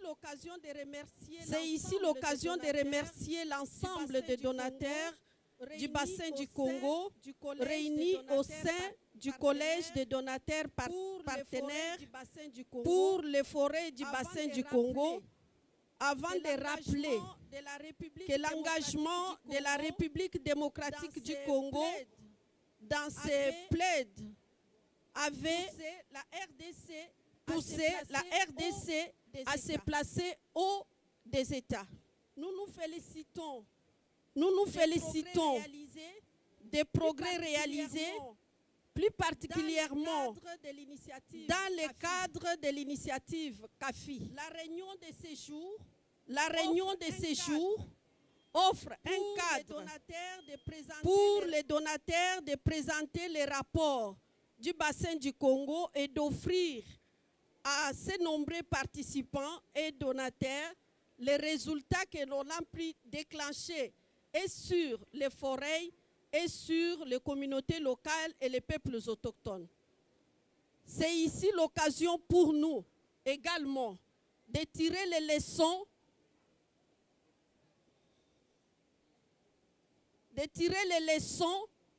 de ces expériences passées à partir du financement des bailleurs, des fonds qui ont contribué non seulement pour les forêts, mais également pour les peuples.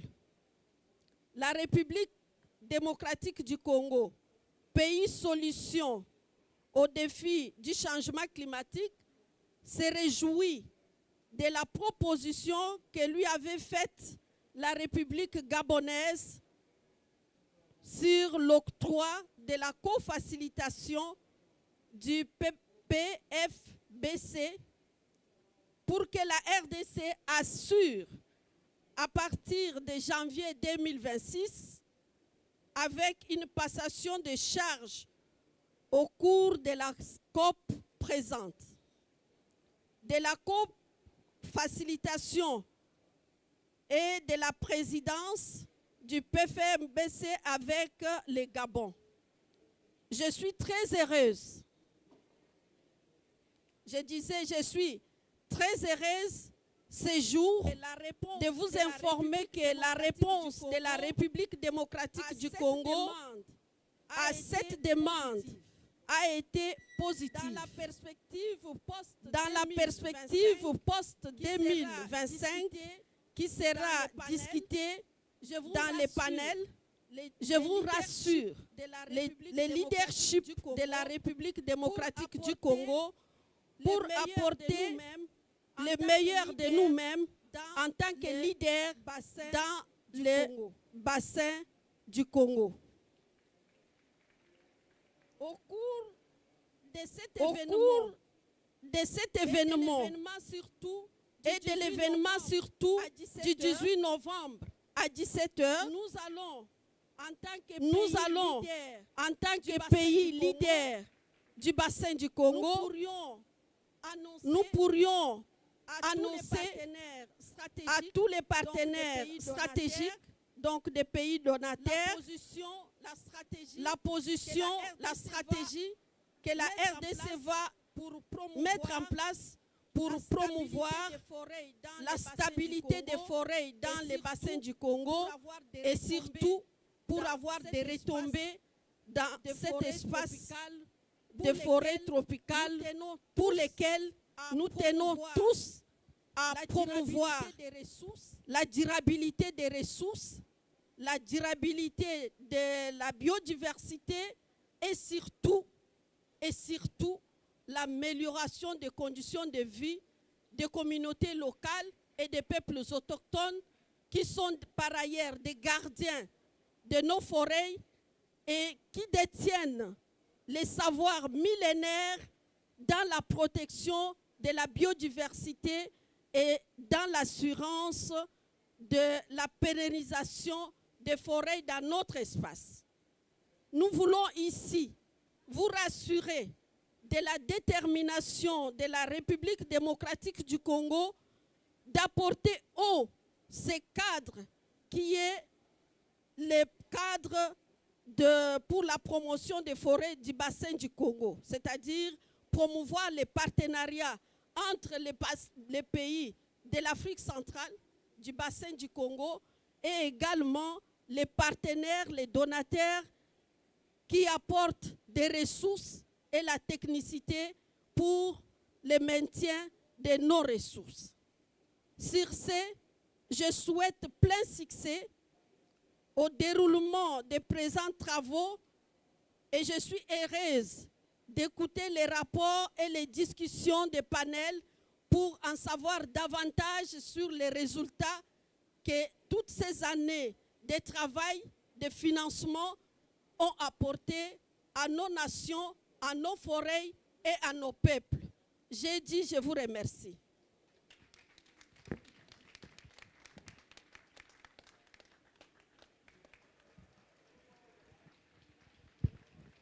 Merci beaucoup, Excellence, Madame la Ministre, d'avoir informé l'assistance de la perspective de la République démocratique du Congo, pays leader dans le bassin du Congo.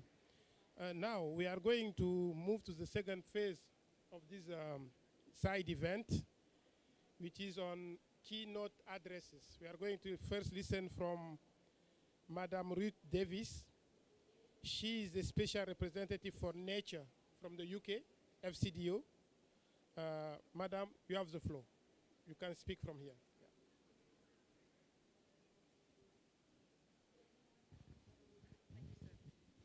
Merci. Bonjour, Ministre. Bonjour. Very nice to see you all. I'm going to speak in English, forgive me. I'll speak slowly. I think the translation may be difficult, forgive me. We've come today, I think, to have a moment of reflection in a very busy time in COP30 where people are looking forward. I'm trying to speak as loudly as I possibly can to those at the back. I'll shout. Where I think people are looking forward, there are a lot of new plans. This is very good that the new plans are happening. But we have to take stock also of what we have done previously in order to be able to learn the lessons from what we have done. And this is a moment of reflection, and I'm grateful that we've been given the opportunity to do that.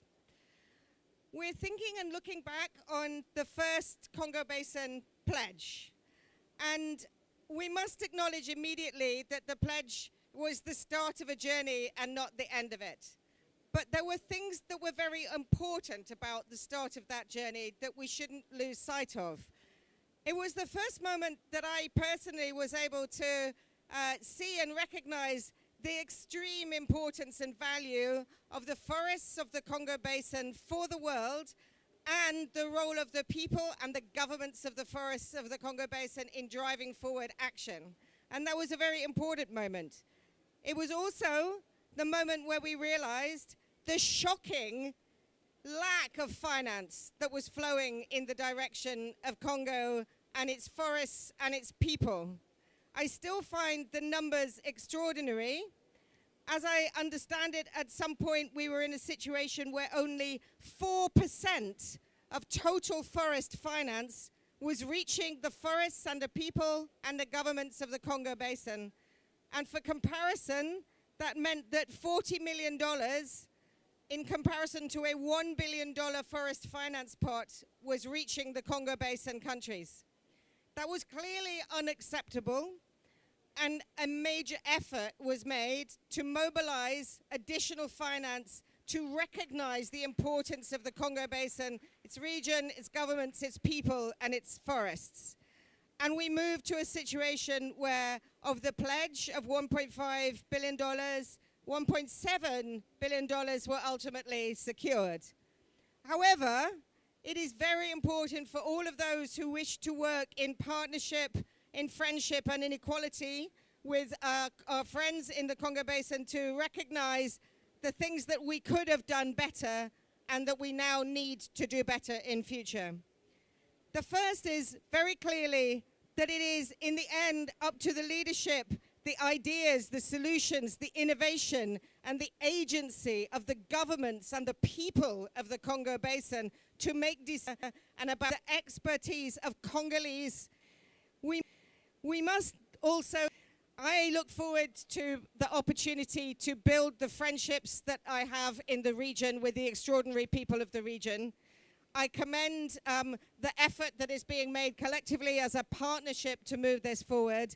And I am anticipating eagerly the launch of what will be a shared approach through our new, not pledge, but our new call to action, with the people of the Congo Basin at its heart. Many thanks for your time and attention, and apologies that I didn't speak in French. Many thank you.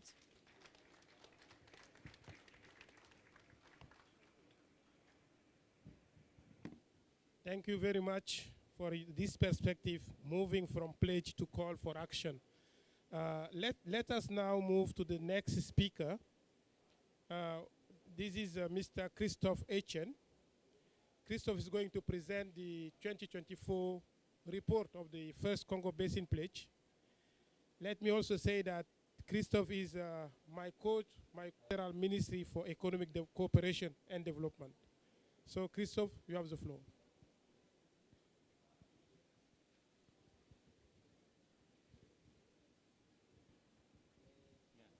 Thank you. Thank you, Alamdou, and Excellencies, dear colleagues, ladies and gentlemen. This is better now, sorry. Yeah. In fact, I'm very pleased to be here today, and this is not just a formality for me to present today the results of the first, the latest report, but to really tell you more about what we have achieved during this time. So where do we stand 4 years into the pledge and 1 year before the end of the duration? First of all, I would like to highlight that the pledge has already been significantly exceeded 1 year before its conclusion. We already heard this. And in fact, with the figures from 2024, we are approaching the 2 billion threshold of contributions, and they currently stand at 1.942. So I'm quite confident that by the end of next year, we will have surpassed the 2 billion threshold. And this is much more than the original target of 1.5. I think we have exceeded this by almost 30% already now. And this is particularly noteworthy because these figures do not contain the numbers from the United States from last year and not the numbers from the EU Commission. The EU Commission has already fulfilled its pledges and the United States has not reported any longer. And so it's not surprising that the numbers for the last year are a little bit lower than in the previous years. We used to have an average of 600 million per year, and now we only have about 142. But this means, in fact, that the report only partially reflects the actual financial flows. In reality, significantly more funds from donors are likely to have flowed into the region. They are simply not captured in the report. But the whole financial story is just one part, and it was my part to present the figures today. But I think even more important is what we have achieved on the ground. And you will find some very good examples in the report on what we have done in practice. One example, the report shows the funds from the Congo Basin Pledge have significantly contributed to developing innovative and scalable approaches. A prominent example we have already heard is the payment for ecosystem services approach, which has, for example, been developed in Mai-Ndombe in the Democratic Republic of Congo and implemented by the Central African Forest Initiative, CAFI. And I have chosen this example because PACE is an innovative approach designed to ensure and demonstrate how the efforts of local communities can be rewarded and how funds can directly benefit them. This is ultimately the crucial point, I think. There must be tangible improvements for people on the ground. We will hear much more about the lessons learned from the first pledge. The next keynote will be on this lessons learned, but I do not wish to preempt that discussion. I simply want to emphasize that despite all the room for improvement, the report demonstrates that the pledge has provided important momentum on the international level in particular. Pledge, we are now and will face. And I invite you to, and there are a few copies on the table just behind you, so please help yourself if you want to learn more about the report of the first Congo Basin Pledge. Thank you very much, Christophe. Actually, this is a report. You can easily find it on the tables behind you. Merci beaucoup. Nous aurons 4 panélistes, à commencer par Madame la ministre. On va vous inviter, si ça ne vous gêne pas, de rejoindre Rodriguez de Aquino, from Joseph of the Congo Basin Forest. We are left with just 3 panelists. Okay. So we are going to start with, Marine Collillon. So I have another engagement. You are from Brazil, from the Ministry of Environment. And you are the one in the Congo Basin Forest. So tell us, very succinct, 1 to 2 minutes. Thank you. Bonjour, mesdames, messieurs, madame la ministre. Bonjour à tous. C'est vraiment un grand plaisir d'être ici et de vous accueillir en gros du Congo aujourd'hui avec nous et partager entre nous déjà bien au courant lancer du bassin. Il a pu annoncer le TFFF en échelle d'amélioration de qualité de vie des populations qui dépendent de la forêt. Et en plus, on est très content qu'on n'a pas seulement 5 milliards de dollars de capitalisation, y compris des pays du Sud. Donc le Brésil même, c'était le premier, l'avenir pourrait aussi nous joindre. La Norvège et la France. L'Allemagne aussi a déjà annoncé leur contribution, mais ils n'ont pas donné les chiffres et on attend la participation des autres pays. Le TFFF, je pourrais dire beaucoup, mais je pense que le plus important ici, c'est que le bassin du Congo, en général, sans la c'est vraiment très constant. Ce n'est pas ce qui viendrait, qui est le pays en général du bassin du Congo, soit mis à côté, dédié et géré par le peuple autochtone et communauté locale. Dans la construction du TFFF, on a essayé de vraiment répondre à ça. Pour finir ici, la COP30 continue à capitaliser le fonds. Les conditions soient atteintes dans chaque pays pour accéder au fonds, les conditions d'éligibilité, le système de monitoring, tout ça. Et bien sûr, tout ça en bâtissant sur ce qui fait déjà CBFP, le CAFI et tout ça. Et troisième, que les fonds soient disponibles. Je remercie vraiment tous les pays du bassin du Congo, notamment la RDC qui était depuis le départ dans le comité de pilotage en termes de diplomatie, en termes de financement. On lance ça dans un moment super difficile. Vraiment merci. Merci beaucoup. Merci, Monsieur André Rodriguez, pour cette perspective brésilienne. Nous allons maintenant nous tourner vers Madame la ministre de l'Environnement et du Développement durable de la République démocratique du Congo. Vous l'avez déjà dit, hein, Madame, que le Congo est un pays leader dans le bassin du Congo. En ce sens, la question qu'on voudrait vous poser, c'est en tant que pays leader et un pays majeur dans ce bassin-là, quelle est votre perspective en termes d'engagement politique de votre pays pour la préservation de cet écosystème important pour la planète? Je voudrais dire ici merci pour la question. Je voudrais dire que bien sûr que ce n'est pas facile pour la RDC qui a 60% de la population encore rurale qui dépend fortement de la forêt et avec le niveau de développement qui est celui que tout le monde connaît. Mais je dois dire que le pays est doté de ressources très très importantes. Nous avons 60% des forêts du bassin du Congo et nous avons des tourbières qui génèrent et qui séquestrent des tonnes de carbone.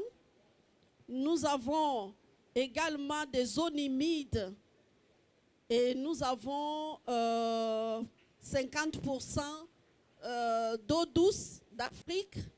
Donc c'est des ressources très importante, mais la RDC voudra rester leader dans les domaines forestiers, a mis en place des programmes. Le premier, c'est le couloir vert Kivu-Kinshasa. Ce couloir vert a encore à ce jour plus de 200 000 km² de forêts primaires. Parce que le couloir vert en lui-même a plus de 500 000 km² de superficie, dont plus de la moitié, près de la moitié, est occupée par des forêts primaires et plus de 100 000 km de forêts intactes. Ça signifie que c'est des forêts où l'homme n'est pas encore entré. Donc c'est un potentiel énorme, mais nous sommes conscients du taux de déforestation aussi dans certaines zones qui est quand même important. Et pour ce faire, à côté du couloir vert, le gouvernement, mon ministère, a élaboré un vaste programme que nous avons nommé « La forêt, c'est nous ». C'est un programme qui va aider justement à restaurer les forêts dégradées, à travailler sur le reboisement de notre espace.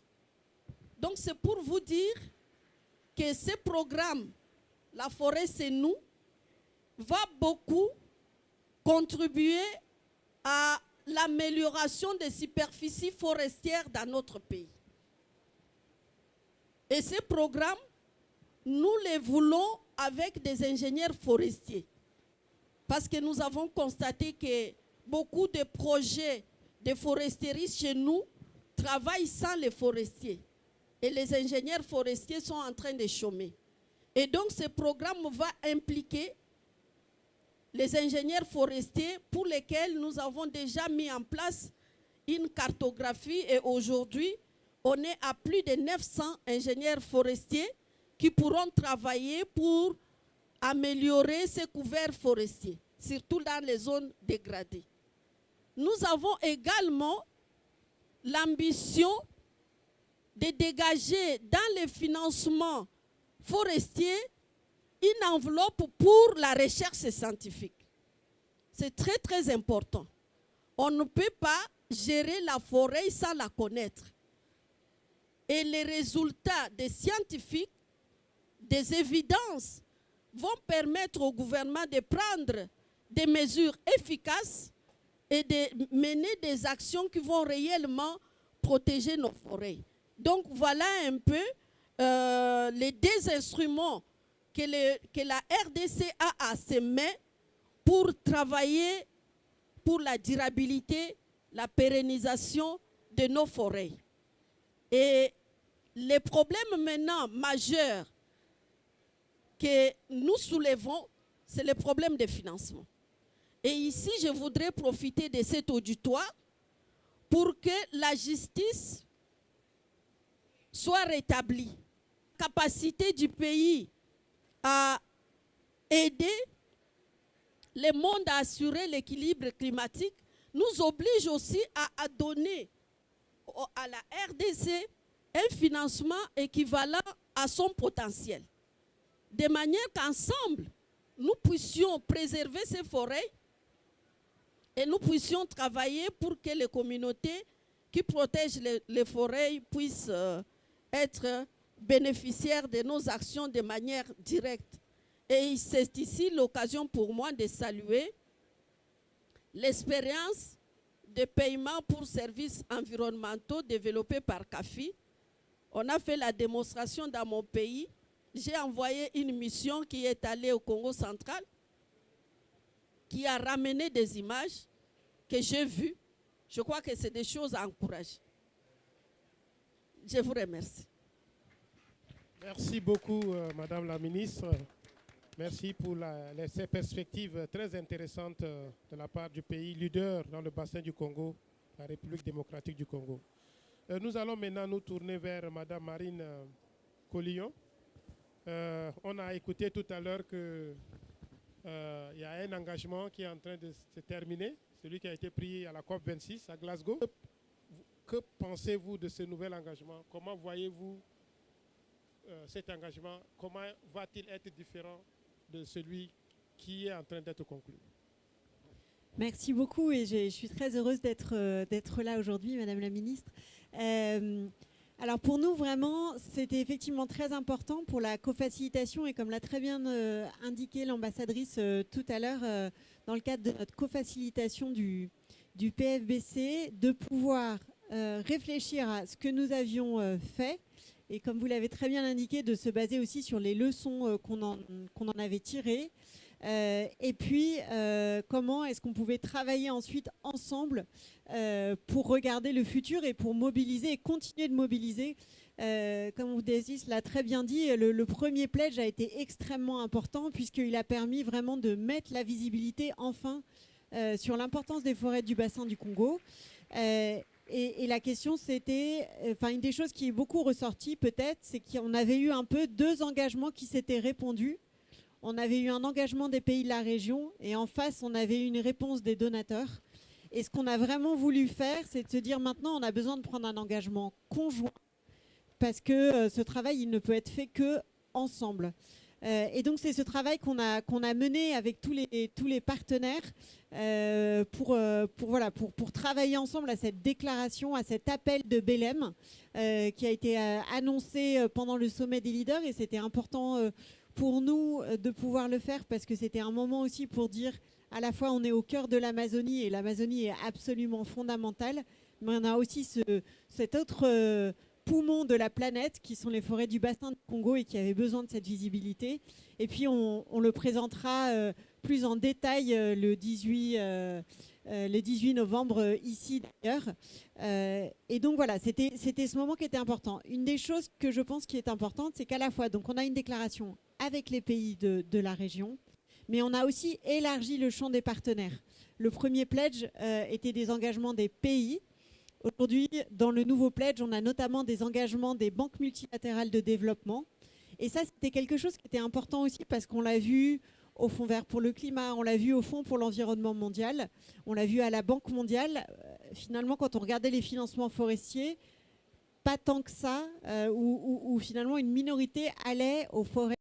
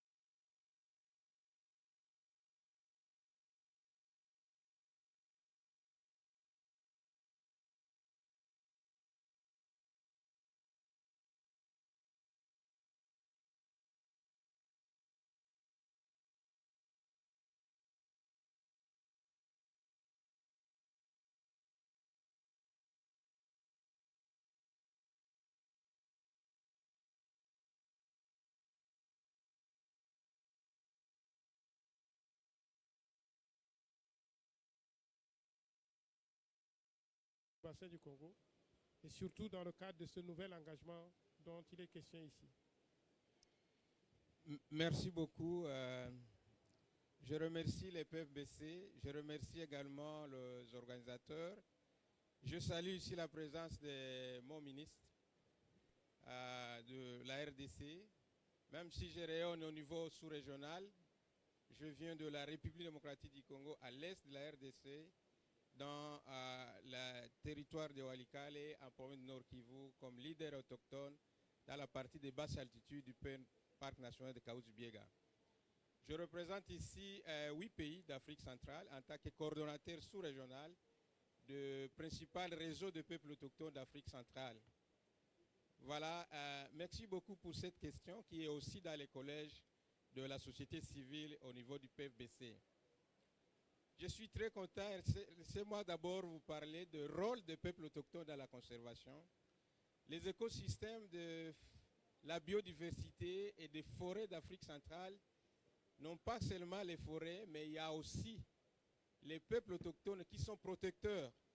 Et là, j'évite de parler des gardiens, parce que gardiens, on doit rendre compte à quelqu'un. C'est nous qui protégeons les forêts. Et nous avons des évidences. Si nous prenons seulement la RDC, avec 155 millions d'hectares de forêts, il y a des analyses qui ont été menées avec WCS et les autres dans les rapports pour identifier les zones à haute valeur de la biodiversité. Le rapport sort que ces zones à haute valeur de biodiversité sont directement dans les zones de peuples autochtones. Ça, c'est évident. Et nous protégeons ça avec nos moyens de connaissances traditionnelles sans appui. Ça, c'est une valeur que nous avons dans nos communautés. Alors qu'il y a maintenant les défis. Ici, je viens d'écouter les défis de la transparence des financements. Et ça, nos États au niveau de l'Afrique centrale doivent avoir des financements pour répondre à ces défis. Nous aussi, au niveau des communautés, on tend la main. On dit, voilà, nous protégeons. Nous avons besoin de rétribution. Nous avons besoin de nous aider afin que nous puissions bien jouer notre rôle. L'appui qui a été donné, ce n'est pas le seul, parce qu'il y a pas l'appui de Glasgow de 1,5 milliard de dollars pour les États d'Afrique centrale et du bassin du Congo. Il y a aussi 1,7 milliard de dollars pour Glasgow pour les peuples autochtones. Et la question qu'on se pose, où est cet argent? C'est comment c'était passé? La transparence et la communication, c'est ça aussi les défis. Et nous, pour les perspectives, c'est l'accès direct à ces fonds. Nos organisations, nos communautés qui sont à la base, je vais revenir dans la communauté, vont dire, mais on a annoncé 1,7 milliard, on a annoncé 2,5 milliards, ce sont des chiffres. Mais qu'est-ce que tu nous as amené derrière? Est-ce qu'on peut avoir même quelque chose parce qu'on écoute les chiffres? Ces chiffres-là, comment ça va atteindre? Et là, nous sommes dans une coalition pour demander comment est-ce que dans les perspectives, nos communautés peuvent avoir directement accès à ces fonds en limitant toutes les procédures pour gérer, pour mieux renforcer les capacités. Il y a des défis de développement.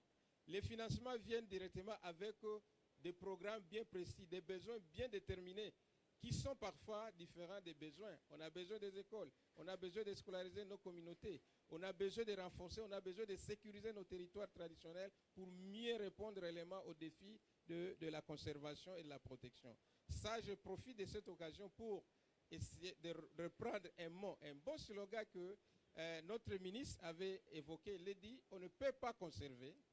Ça, je conseille à notre ministre, je crois qu'il avait... On peut oublier ce qu'il avait dit, mais elle avait très bien dit ça lors des couloirs verts en RDC. Il dit on ne peut pas conserver les forêts sans la justice sociale, sans le développement et sans aussi tenir compte réellement de ces efforts des communautés.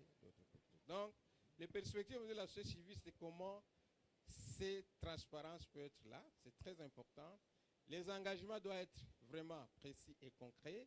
Et l'accès direct à ces mécanismes financiers par les communautés, au-delà réellement de toutes ces procédures qui vont... Quand nous conservons des forêts, il n'y a pas de procédure. Nous, on les fait. Donc, nous avons besoin d'accéder directement à ces fonds et de permettre à ce que nos communautés réellement puissent bien jouer les rôles. Merci. Merci beaucoup pour cette perspective. Accès direct au financement, transparence, c'est des mots qui sont revenus très fréquemment. Nous sommes arrivés à la fin du panel, mais Madame la ministre Arlette Tito, vous êtes là parmi nous, vous n'êtes pas dans le panel, mais peut-être je voudrais vous donner 1 minute pour dire ce que vous pensez de tout ce que vous avez entendu jusque-là, sur ces questions de transparence, d'accès direct, de financement, etc. Juste 1 minute. Merci beaucoup. Je suis la ministre déléguée en charge de la nouvelle économie du climat, directement rattachée au niveau du ministère de l'économie. Alors, je suis très contente de vous voir prendre connaissance du rapport et je ne peux que bénéficier des différentes interventions qui ont été effectuées.